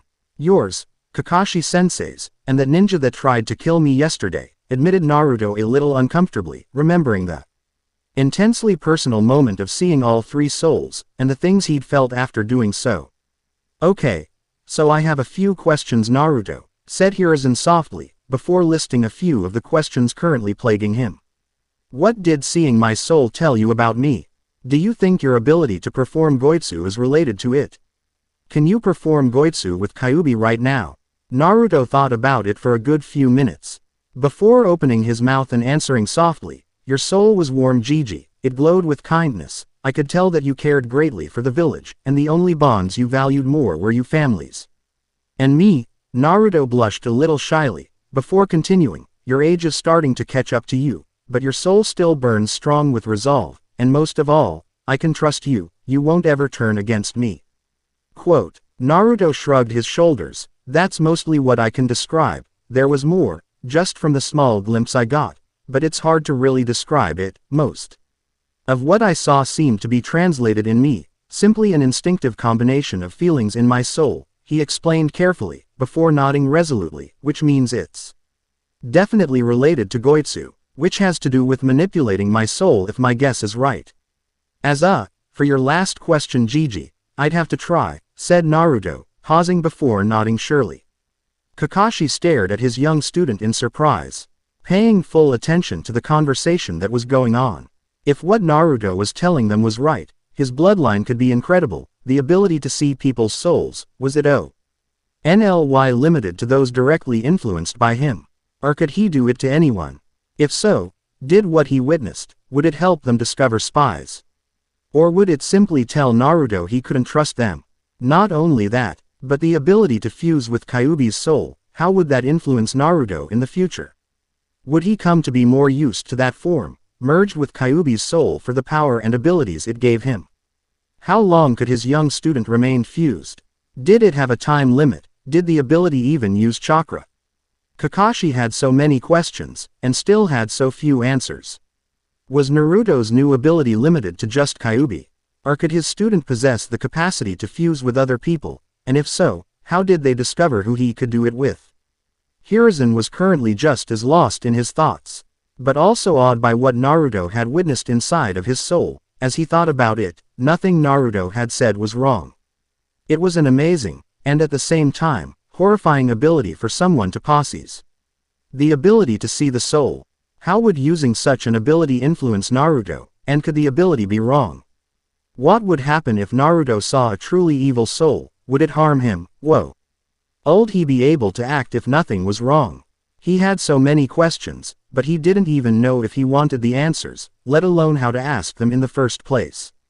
I suppose. Hiruzen trailed off, a little uncomfortable with what he was going to suggest. We should see if you can perform Goitsu with Kyuubi once more. It will determine the other things we need to test. That's a good idea. Before that, said Kakashi suddenly, cutting Naruto off, what's with the new getup and equipment, Naru-chan? Don't call me that Cyclops, shouted Naruto, eye twitching in annoyance before he calmed himself. Breathing heavily and recognizing the question as something worth answering, I told you I want to master silent killing. The cloak is to better hide myself. It even came with a hood and mask. You gotta admit it makes me look pretty creepy. Naruto chuckled and smiled underneath his mask, before looking up at Kakashi and Hiruzen, making his hood fall into the perfect position. His face was completely shadowed, his mask covering the bottom. Only a tiny portion of his hair was visible, and his eyes glowed eerily in the shadow cast by his cloak's hood. Letting out a dark cackle, Naruto raised his left hand in front of him, pointing it at Kakashi, clawed digit glittering menacingly. "Mama, you've certainly proved your point, Naru-chan," said Kakashi with a sweat drop, surprised at his hyper student's ability to look menacing and deadly. For a minute he thought he was staring down a hunter nin, not his cute genin. Anyways, as for the weapons, I have a few reasons, began Naruto, smiling excitedly. None of my other classmates use weapons. The claw is just so cool, I can't even begin to imagine the awesome things I could do with it. And the sword, Ventus made it for me apparently, without prompting. Hiruzen and Kakashi both nodded, having both experienced Ventus's odd way of making weapons for his customers without them ordering anything. They also couldn't help but sweat drop a little at Naruto's reason for buying the claw though, honestly, cause it was cool. Indeed, chuckled Hiruzen, brushing off his slight surprise with how menacing Naruto could appear. Now if we could proceed. Could you show us Goitsu please? Naruto nodded. I'll try, he said softly, before making his way away from Kakashi and Hiruzen. Wandering to the middle of the clearing, a few meters away from his sensei and Gigi, he looked over at them both, unable to help but feel a little worried. What if he couldn't do it again? Maybe it wasn't a bloodline at all. What if Kyuubi had simply been controlling him? Naruto put those thoughts out of his head, at the sight of the two smiling faces looking at him reassuringly, and slowly closed his eyes, breathing in and out deeply. Goitsu. Naruto felt power flow through him. In his mind's eye he caught a glimpse of two shadowy silhouettes, before a third blasted past them, full of color and life. Recognizing Kyuubi's human form, Naruto reached out to it, and triggered the transformation. Power flooded through him, his body began to change, memories filled his mind, abilities and knowledge rose to the forefront. And then a massive backlash of chakra struck him. Arg Naruto screamed out in pain. The transformation reversed immediately, and Naruto collapsed to the ground. A dark echoing chuckle filled his mind. Foolish Nigan. My powers are not yours to toy with. Naruto slipped into unconsciousness. Chapter 4. Disclaimer. I do not own Naruto, nor do I make any money writing or posting this fanfiction. Chapter 3 On My Soul. Arg hhhhhhh. Naruto screamed out in pain. The transformation reversed immediately, and Naruto collapsed to the ground. A dark echoing chuckle filled his mind. Foolish Nigan, my powers are not yours to toy with. Naruto slipped into unconsciousness. Drip. Drip. Naruto's eyes snapped open, and immediately realizing he was laying on the ground, he flipped himself backwards and back onto his feet. He immediately took a scan of his surroundings, frowning when he didn't recognize his location. If he didn't know any better, he'd think he was in Konoha's sewers. But he did know better. Having been forced to flee to the sewers multiple times, and though these sewers appeared similar in appearance, he knew that they weren't the same. Sewer. Watery floor. Broken walls. Pipes. One red, one blue. Naruto blinked briefly and raising his right hand, snapped his fingers. His snap echoed through the empty corridor, followed by a visible pulsing sound wave. As it passed, the water on the floor dried up, the cracks in the wall healed, the pipes smoothed out, but continued to drip continuously, and the dim corridor lightened. Suspicions confirmed, Naruto closed his eyes and began to focus, thinking out the changes he wanted to make, and what he wanted to see when he opened his eyes again. Though he didn't spend every waking moment reading, Naruto had read enough, and interacted with enough Yamanaka to know where he was and what was going on. He remembered being knocked unconscious, and since he didn't recognize this place, but could control and affect it with his mind, it was apparent this was his mindscape, a mental representation of his soul, that he could bend to his will and control, as long as he had sufficient mental will, and Naruto's will was second to none.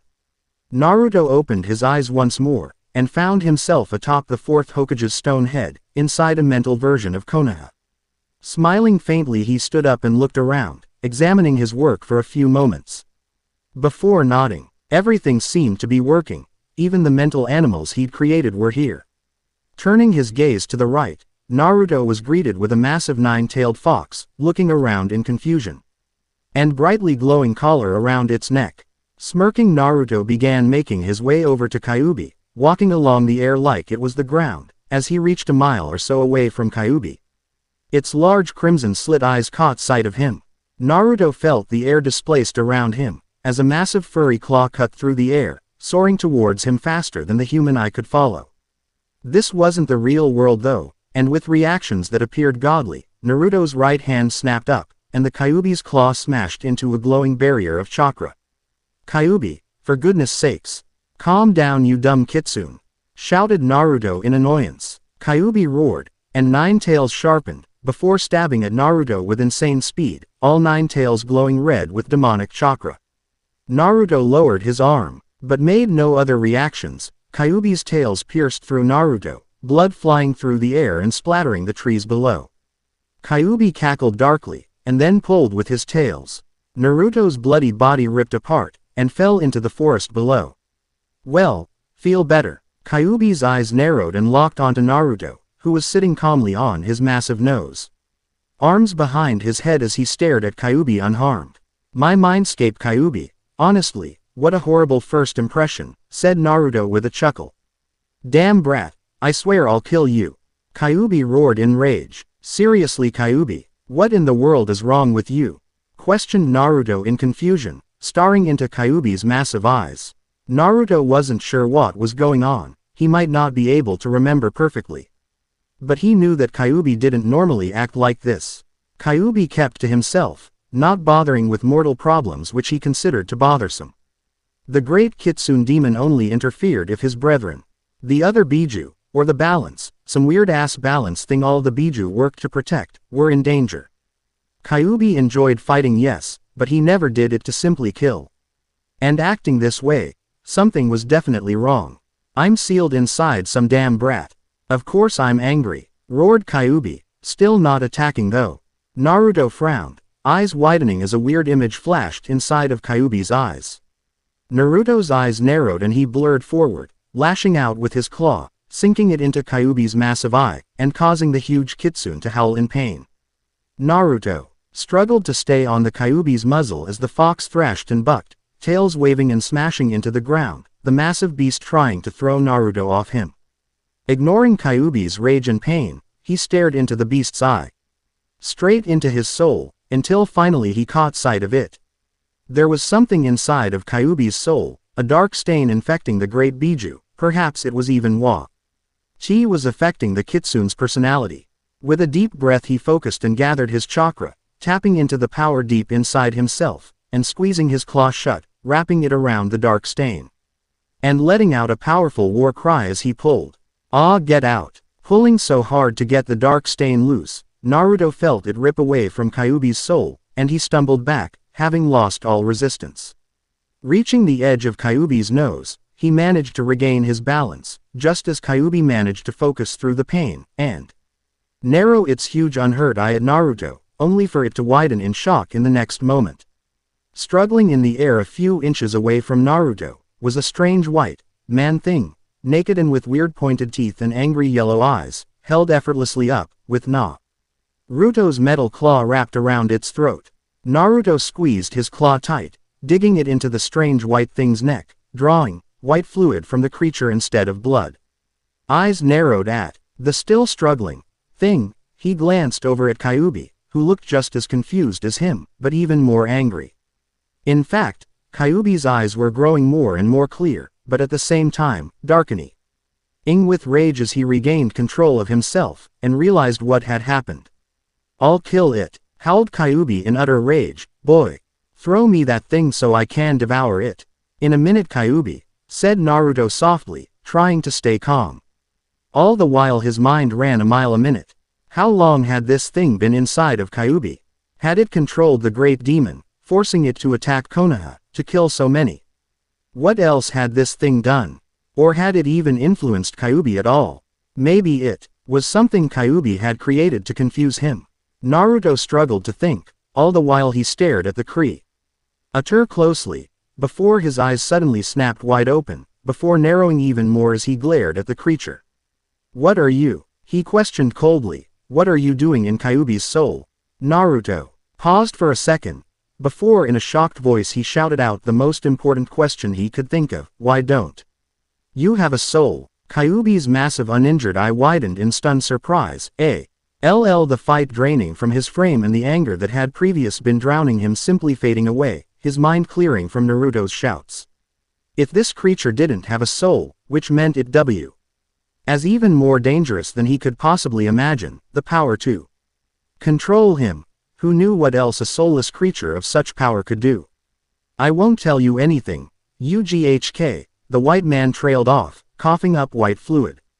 Before screaming out loudly, "Die!" The creature's chest burst open like a demonic maw, a massive spike forming and stabbing forward, impaling Naruto through the heart. Kyuubi gasped loudly. The white man smirked in victory, and Naruto coughed painfully, blood splattering all over the white man. The next instant all the pain on Naruto's face vanished, his eyes burning crimson and slitting demonically.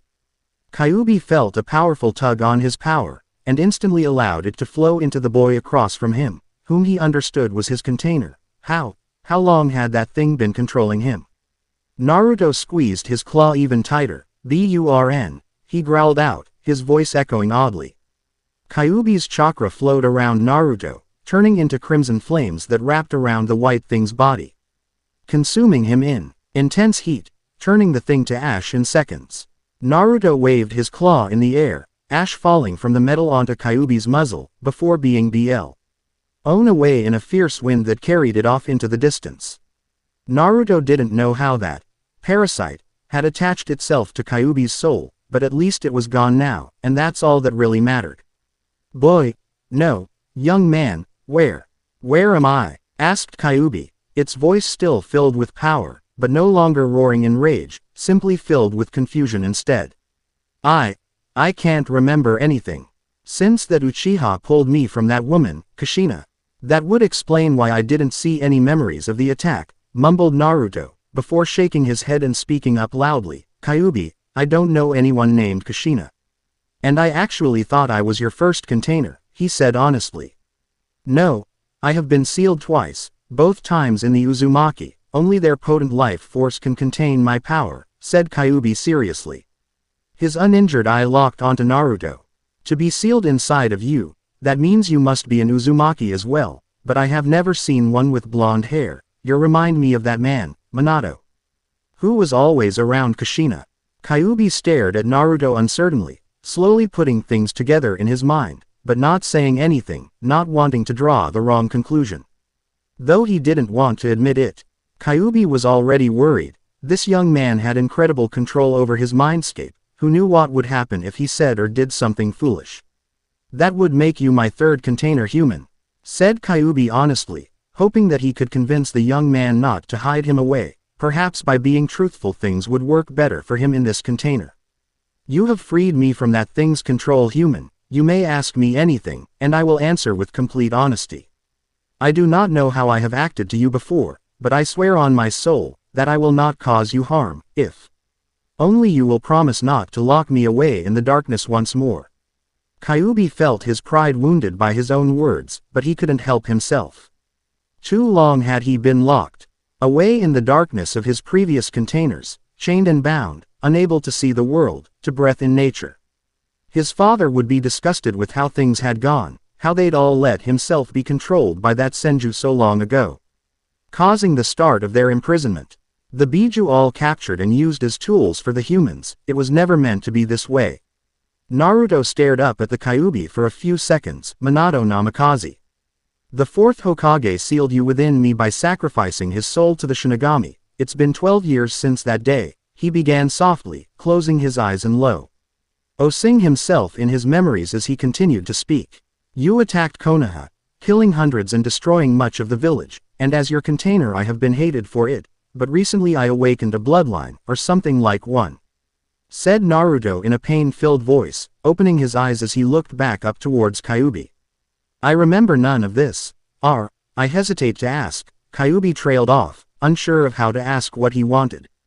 Will you show me your memories, Naruto Uzumaki? Will you let me see into your past, into your mind, into your soul, so that I can understand? Kyuubi. Naruto stared into Kyuubi's eye, sighing softly. Not even Gigi knows it, but when I found out that you were sealed inside me, I've been researching the Biju endlessly. Naruto turned around and stared out at the fake Konoha that he'd created, standing motionlessly as silently thought of what to say next. As he turned back around to face the Kyuubi, it felt its injured eyes suddenly heal, and found himself staring into the brilliant, cerulean blue eyes of a young man whose soul was pure and bright. I know that you aren't mindless monsters of destruction, that you once wandered the elemental nations as guardians, said Naruto, eyes bright with determination, and filled with an inner resolution as he spoke. I know that you aren't evil, I can see it in your soul. I will let you look into my soul, Kyuubi. But I ask for one thing in return.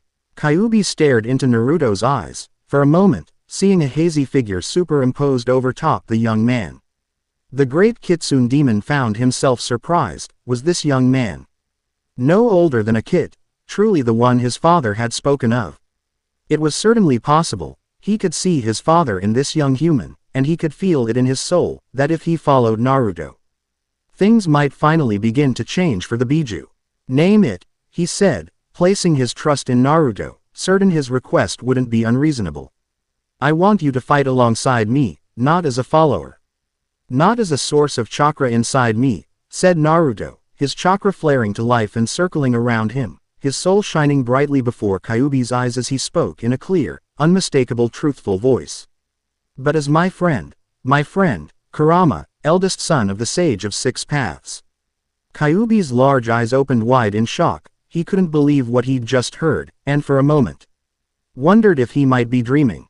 Just how powerful was Naruto's newly awakened bloodline? How much had the young man seen by being able to look at his soul? Kurama. It had been long since someone spoke his true name. And even longer since he'd been called friend, and never before had he been called the sage's son. How? Questioned Kyuubi in shock. Naruto smiled gently at the shocked Kyuubi, and slowly began to walk forward, down its large muzzle, and towards its massive eyes. As he walked, Kyuubi watched Naruto's chakra grow larger and larger, circling around him and getting bright and brighter. When Naruto stopped directly in front of Kyuubi's eyes, in the space between them both, his chakra was circling like a cyclone, but had also become a bright pure white. "Kurama," said Naruto softly, lifting up his hand and putting it on Kurama's face, between its huge eyes. "I do not know what you'll think when you've seen my memories, but I hope that you'll understand the promise I've made on my soul." Naruto's chakra exploded with the force of a sun, sinking into Kurama's head, and causing its massive eyes to roll backwards as his huge body collapsed to the ground. Naruto slid off Kurama's muzzle and landed on the ground. Walking over, he dropped down on the fourth Hokage's head, and let his legs hang off the edge. Sighing, he stared out at his fake Konoha once more. Things were getting more and more complicated. A being that could control Kurama, a bloodline that had awakened out of nowhere. Jinchuriki that had existed before him. There was so much he still had yet to understand. No, Kit. I'm so sorry, whispered Kurama weakly. Naruto was snapped out of his thoughts by Kurama's voice, and he turned his head around to look at the great demon fox. His eyes locked with Kurama's, and he found himself slightly shocked by the amount of pain and sadness in Kurama's eyes. The fox was incredibly sad for some reason. It took Naruto a minute to understand. Kurama felt that everything that had happened was his fault, that his weakness had caused all of Naruto's problems. "It's not your fault, Kurama," said Naruto seriously, eyes flashing. "I understand, and you have nothing to be sorry for. Nothing to apologize for." Kurama was shocked by Naruto's words, and for a moment didn't know what to say. "Kid, I still have to apologize. All of this was because I'm not strong enough." Kurama's slit eyes stared at Naruto sorrowfully, only to widen as Naruto suddenly appeared between them, rubbing the fur between them gently. "Kit, I'm serious, Kurama. Don't fret on it. The past is just that," said Naruto, sighing a little as he spoke gently. "If there's one thing I've learned, it's that the past can't be changed. You can only move on. I think an old man I met said it to me best." Naruto's voice took on an ancient tone, and as he spoke, Kurama couldn't miss the way he did. Naruto obviously placed a great deal of trust in the words he was about to speak. And as he searched through the memories he'd received from the young man, he could only think of one thing that fit. Together Naruto and Kurama spoke, their voices echoing together into a single tone: "Abandon your fear. Look forward. Move forward and never stop. You'll age if you pull back. You'll die if you hesitate." "I understand, Kit," said Kurama softly, staring down at his container with respect. "I will continue to move forward just like you, and from now on, my power is yours whenever you need it." "Just as mine is yours," responded Naruto seriously. "We'll walk forward together, Kurama. From now on, neither of us will ever be alone again." "Kit," whispered Kurama softly. "Thank you, Kit. I promise not to let you down." "I know you won't," said Naruto, smiling up at Kurama with a grin.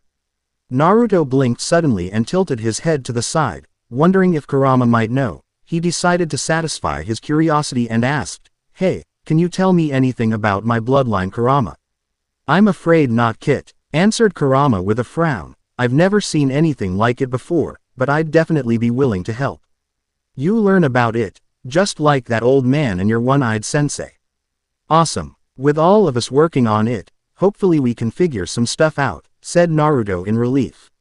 With him, Sarutobi Gigi and Kakashi Sensei all working on it outside, and Kurama working on it from inside of him. They would be able to figure things out much faster. He was a little worried though, having to tell Gigi and Sensei about this conversation. He knew they would have a much harder time learning about Kurama, and trusting the demon fox. They didn't have the advantage that he did. The ability to see into Kurama's soul made it easier for him to trust the Kitsune. "I was wondering, Kit, you said you're an Uzumaki, correct?" questioned Kurama curiously, waiting for Naruto's nod before continuing. "Does that mean you're related to Kushina Uzumaki?" Naruto shrugged softly. "I don't know. It's possible, I suppose." Naruto was unconcerned. He knew that he was an Uzumaki. Gigi had made that apparent, but he'd never been told his parents' names, or any of his relatives that were all gone from the world. "I'm the last of the Uzumaki clan, so she might be an aunt, grandparent or something of mine." "That makes sense, I suppose," said Kurama with a shrug of its large shoulders. Kurama decided not to mention anything. He had witnessed all of Naruto's memories, and even the ones the young kid couldn't remember because he'd been too young. If that old monkey hadn't told Naruto about his parents yet, then he assumed there must have been some reason. Letting out a soft growl, he wished he could have been the one to rip that white thing to shreds. His heart ached from the knowledge of what he'd seen in his Kit's memories. What will you do, Kit? Will you still call me friend when you learn that it was I who killed your parents? Controlled or not, it is my claws that are stained with their blood. Thought Kurama to himself quietly. I think I should head out and talk with Gigi and Sensei. Naruto paused, a thoughtful look on his face. I don't know if I'll tell them everything though. Maybe just a basic summary and then I could point them towards some of the books I read about the Biju in. I believe that would be a wise course of action, Kit, Kurama agreed after a second of thought. So if this new bloodline of yours is new, have you decided what to perhaps call it? The Great Fox Demon questioned curiously. Yeah, I was thinking of calling it Soul Union. He suggested without even having to think about it. Seirei Goitsu, I think it's the perfect name for my bloodline, and perfectly describes what it can do as. Well, it's not the most original name. Kurama decided with a faint shrug of his massive furred shoulders, but sometimes simplicity is the best recourse. Seirei Goitsu, a powerful and amazing bloodline you've been gifted with, Kit, use it wisely. I will, Kurama, I can't wait to discover everything it can do. He exclaimed with some excitement, rubbing his hands together completely unbothered by the metal claw wrapped around his left. You'll help me, right? Always, Kit. Kurama stared for a moment, before he intoned solemnly, I swear it on my soul. Naruto's eyes went wide at the Kyuubi's words, his new sen's letting him see the binding promise as it wove its way into, around, and even through Kurama's ancient soul. He'd read enough to learn that a demon's word by itself was the law, they were bound to obey anything they swore, but he'd never read anything about a demon swearing on their very soul. But if what he was seeing and understanding was correct, Kurama had just bound himself to Naruto's aid. To be with him and help him with anything he required, forever. As he began to fade from his mindscape, something calling him back to the world of the waking Naruto could only stare up at Kurama, eyes still wide in surprise. Kurama, thanks, he whispered before fading fully as he was pulled away. Staring at the spot where Naruto had been standing only a moment ago, Kurama let his tail swish faintly through the air behind him as he found a smile stretching across his wide muzzle. A soft chuckle echoed from the Hokage monument overlooking Konoha, and Kurama dropped down onto his stomach, staring out into the city. Below, he might just be the one, Gigi. Naruto. Damn it, wake up, kid. Naruto's eyes snapped open as he came back to his senses out of his mindscape. For a moment he wasn't really sure what was going on or even where he was, but it quickly came back to him. He'd been with Gigi and Kakashi-sensei discussing his strange new power, and then he'd tried to perform Goitsu. To merge with Kyuubi like he'd done the previous day, only to be rejected and pulled forcefully into his mind to speak to the demon. Naruto. Blinking, Naruto looked up to see Gigi and Kakashi-sensei both staring at him in concern. Gigi's eyes were roaming over him, seemingly checking for wounds or anything out of place, and Kakashi's gloved hand was glowing green with medical chakra and hovering just a few inches away as if the skilled ninja couldn't quite decide whether he should be actually using medical ninjutsu on him or not. Trailing off for a second, Naruto flushed a little and awkwardly rubbed the back of his head. Yo. Completely ignoring Naruto's awkward, embarrassed state, Hiruzen stepped forward and put both his hands on the young boy's shoulders, looking him right in the eyes before pushing him back a few inches and continuing to look him over before firing off a rapid string of questions. Are you all right? What happened? Did Kyuubi interfere somehow? Do you need us to take you to the hospital? Still flushed with faint embarrassment, Naruto was nonetheless thankful for his Gigi's obvious concern. I'm fine, Gigi. Kura. Kyuubi just wasn't too keen on me doing nothing like messing with his soul without permission a second time, he admitted. Reaching up, Naruto pulled off his hood and shook his head, letting his golden hair spike up freely and shakes itself back into its normal style. Following up by pulling his new outfit's mask down to loosely hang at his neck, he took these few moments to simply stare at his Gigi, who he trusted above all others, and his new sensei who would be responsible for him. From what he could tell, both elders had his best interest at heart. He felt that they were both trustworthy. And yet, he wasn't sure if he really wanted Ted to tell them what he and Kurama had discussed. He knew neither of them believed he was the Kyuubi reborn, but they were both also required to put the needs of the village high on their lists of priorities. And knowing he was in true contact and had bonded in friendship with Kurama might cause them difficulties. Kyuubi was able to stop you from using your power. Hiruzen asked curiously. You were unconscious for quite a while. Did you speak to him in your mind? Hiruzen had been the Hokage for a long time, and a ninja for even longer. He was good friends with many of his subordinates, and knew quite a few members of the Yamanaka clan. He'd been told many stories of the mind and had a lot of experiences with the previous two Jinchuriki. He knew it was possible for Naruto to have spoken with Kyuubi. Yet still wasn't quite sure how he felt about the fact it may have happened so soon, before Naruto had truly any training in learning to see through the false truths of those who would use him. You too, trust me, right? Naruto asked after a moment of silence, his expression deadly serious and guarded. Neither of the elder shinobi hesitated. Yes, they both answered in an instant, equally sure of their answer. Naruto observed them both for a few moments, his eyes unknowingly flickering an eerie whitish gold for a brief instant, letting both Hiruzen and Kakashi know that Naruto's new powers were acting up. And both guessing that it were these strange eyes that were likely letting the boy see into their very souls. Kyuubi summoned me into my mind after stopping me from merging our souls like previously. Having relaxed from his tense stance, Naruto began to explain. There was something dark within him, and after destroying it he began to speak to me normally. We made a deal, and I trust him. With that short sentence, both Hiruzen and Kakashi momentarily opened their mouths to scold Naruto for such a rash decision, but at almost the exact same time they hesitated and decided not to. Naruto's new powers were granting him some strange new insights, and neither of them knew what he might have seen in the powerful demon fox that caused him to trust it, and in truth, it was neither of their decisions on what Naruto should do. As your Hokage, I object to this course of action, Hiruzen said slowly after a minute, frowning down at his grandson in all but blood, but as your grandfather, I believe in you, Naruto Uzumaki. Hiruzen's words were no less firm than ever, but his frown had faded as he spoke them, a kind, caring smile on his wrinkled face as he nodded at Naruto. I don't know if I could ever trust Kyuubi, but I do trust you, Naruto, Kakashi said with an eye smile. If you need my help or have anything you'd like to discuss with me after talking with Kyuubi, I'm always available. Naruto smiled brightly at both of them, his eyes glittering faintly with tears as he practically glowed with happiness at their words. He'd been worried how they might react, but after looking at them closely he'd somehow been able to see the truth. Both of them trusted him and he shouldn't have to lie to them or keep things from them. I don't think I'm ready to share everything we talked about. But Kyuubi promised to help me with my new powers, and that I could use his whenever I needed, Naruto explained, getting two slight nods from his Jiji and sensei as he did so. Hiruzen and Kakashi were both uncertain of what Kyuubi might be planning, of any reason why the demon might be willing to help, and neither of them trusted it at all. But both of them trusted Naruto, and if he was willing to work and partner with the demon fox, then neither of them would attempt to stop them.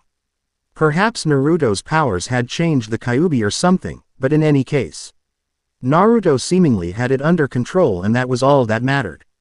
So, should I attempt Goitsu with Kyuubi again?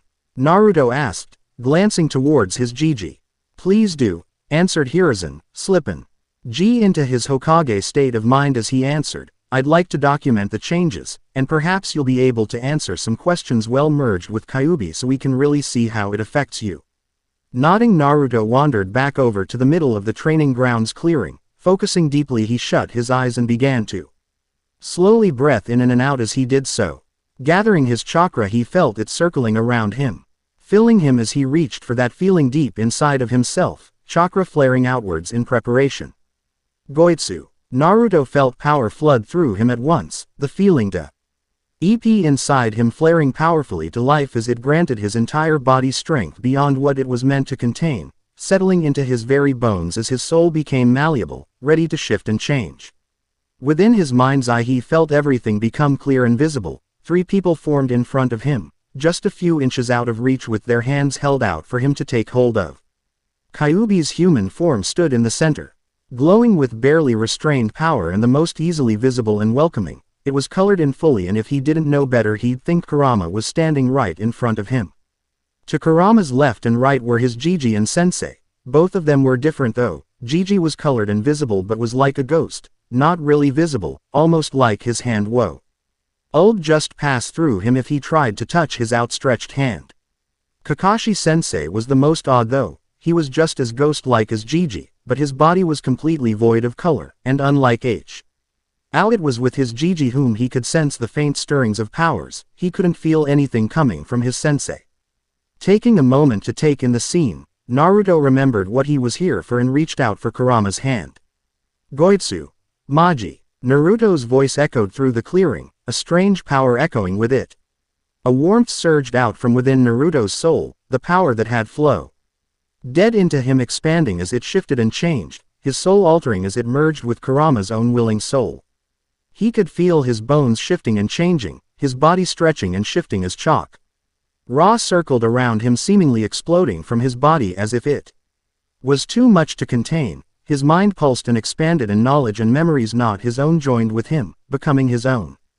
Chakra poured from his body in great cascading waves, his clothing rippling and transforming as a pressure began to spread out from him, crushing the area around him as the very feeling and nature of his chakra changed. Growing darker and more demonic. His body heightened, his hair grew out down his back in spiky clumps as it seemingly bleed crimson, his baby fat melting away to reveal a more aristocratic face. And his visible right hand grew deadly-looking claws as his whisker marks darkened. His figure became more toned, his body altering as it became more flexible and agile, muscle filling in on Naruto's frame as his shoes burst and melted away, revealing two furry clawed footpaws, fur winding upwards under a layer of fabric. Naruto's pants having shifted, becoming more baggy and loose to accompany his new animalistic legs. His brand new cloak turned crimson as it opened at the front, no longer wide enough to close as his chakra continued to change him. As the transformation came to an end, Naruto's closed eyes slowly opened to reveal a set of slit pupils. Breathing in and out slowly, Naruto looked at his clawed right hand, then at the metal claw that adorned his left, noticing his left hand hadn't shifted to grow claws. The transformation seemingly adapting to his equipment. Almost his entire body had changed and transformed, his clothing had even been altered, but his claw gauntlet and sword hadn't changed. And absently he wondered what triggered certain changes. Interesting, Naruto hummed as he lowered his hand back to his side, turning to look towards his Jiji and Sensei.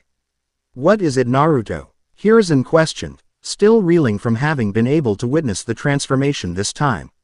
I was more coherent this time, old man, Naruto said, his voice raspy yet somehow calm and mellow. My power is seemingly the ability to affect my own soul with the souls of others. The ability to do so seems to depend on my bond with the other. Maji. Naruto frowned thoughtfully. I think Goitsu is simply the simplest way of stating what my new powers can do. This ability to merge our souls, I believe that is Maji. As such, I believe there is likely other ways to use my power. Perhaps it even has something to do with my ability to see those I'm bonded with when I activate my power. See people? Kakashi questioned curiously. Indeed, Cyclops, when I activated my power, you and the old man appeared to be offering me your power just as Kyuubi was, though, you were both oddly less there than Kyuubi, he answered, frowning thoughtfully. If I had to guess, I would not be able to perform Maji with either of you at this moment. Accepting your power in my mind would likely cause something else to happen.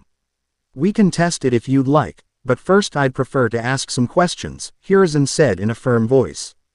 Can you confirm access to Kyuubi's memories when you're like this? He asked just to make sure it was worth asking the questions he had on mind. Correct, I am. Both Kyuubi and Naruto like this, old man, he answered carefully, hesitating for a moment. So know that I will refuse to answer any question I feel invades our privacy. Hiruzen looked a little surprised, but nodded and quickly revised the questions he'd been prepared to ask. Are you willing to tell me what you'll be capable of in this form? We saw a glimpse last time, but do you know what you're truly capable like this? Naruto stared at the Hokage for a good minute, slit eyes piercing through Hiruzen's defenses as Naruto's new melded personality tried to decide how to answer. Naruto trusted his Jiji without hesitation. But Kurama was not pleased to be asked to give up his secrets like this. He rarely interacted with Nigan on principle, and this was already stretching his pitiful desire to share anything. It was the first struggle of Naruto's new melded personality, and a very interesting experience. I would say in this form I am stronger and faster than any Nigan. My capabilities revolve around pure chakra manipulation and my skill with swords of any style, he said after a few moments' thought. I know you really want to ask my rank as I am, and I won't try to sugarcoat it, old man. As I am, you would be hard-pressed to defeat me if you were in your prime. I would crush you if you attempted it now. Yet, this isn't really my power. We know from yesterday that I will not remember how to do anything once this merger finishes, he admits with a heavy frown. At the same time, Kyuubi's capabilities are limited by my own skills. If I was skilled with a kenjutsu or genjutsu like Kyuubi, I would be 10 times more deadly like this, but even then that power is only available when merged. Naruto nodded. We've decided. Magi is a last resort ability. Our power and skill will not increase if we rely on it, he said seriously before his form suddenly fizzled and Naruto returned to his previous state, the transformation that had taken a good few minutes only taking a second to stop. Kyuubi says that's all you get to know for now. I think he'll be fine to answer more questions next time we merge, Naruto explained with a faint awkward rub of his head. That's fine, Naruto. We learned a lot even if I didn't get to ask everything I wished, Hiruzen said as he felt himself relax. He'd been tense the entire time he was faced with the merged Naruto and Kyuubi, expecting them to attack or something. Not because he believed they would, but it was simply the feeling they gave off. Stepping forward, Kakashi and Hiruzen both found themselves looking over Naruto for wounds. Finding none, Hiruzen turned and began to add some notes to the notepad he'd brought with him, documenting the aspects of Naruto's new bloodline and his own thoughts. As he did so, he thought about how this would change things for Naruto. He could already see the problems the council would try to cause, and he knew it was time he began to make some changes himself. How do you feel? Asked Kakashi curiously. I'm fine. It's kind of a bummer I won't remember how to do anything in a few hours, he admitted with a faint sigh, before brightening up, but I'm super excited for training with the team. I can't wait to start learning new things. I know I'll be a little behind sensei, but I promise to work hard. Kakashi smiled and patted Naruto on the head before turning and making his way over to the Hokage. As the two talked, Naruto pulled his sword from its sheath and examined it. Looking over the interesting blade, he began to make motions and wield it, unknowingly drawing the attention of his Jiji and sensei, who watched him as they conversed quietly among themselves, taking in Naruto's strange form and stance. Kakashi, who had copied many kenjutsu styles, didn't even recognize it. Naruto's slow motions began to speed up and he begins to move and flow through the motions. His simple strikes become a deadly dance of metal that takes both Kakashi and Hiruzen's breath away as they watched it. After a few moments, Naruto made a mistake and immediately stopped, frowning heavily as he sheathed his sword and turned towards the two elder shinobi. It's already fading, he admitted. It doesn't last long once you separate. We'll need to test how long you can maintain a merge as well then, Hiruzen observed as he turned to Kakashi. I think we'll need to spend the next few weeks working to discover more about his blow. Hiruzen and Kakashi both snapped to attention and turned to the side. Kakashi opened his mouth to shout out a warning, but it was too late. In a blur of a blank masked Anbu appeared in mid-spin in front of Naruto, sword flashing as he finished his spin and cut straight through Naruto's unprotected neck as he did so. Naruto stumbled backwards, asping rasp leaving his mouth as he choked on his own blood, a thin cascade of it beginning to flow down his neck. Eyes wide in horror, he stared across the clearing at his Jiji and sensei, who were staring back at him in complete horror, too shocked to even react to what had happened. The roots of Konoha run deep, the blank-masked Anbu said as he flipped his thin tanto around. Hiruzen and Kakashi sprung into motion. The end. I hope you enjoyed this episode. Remember to subscribe and like this video. See you in the next video.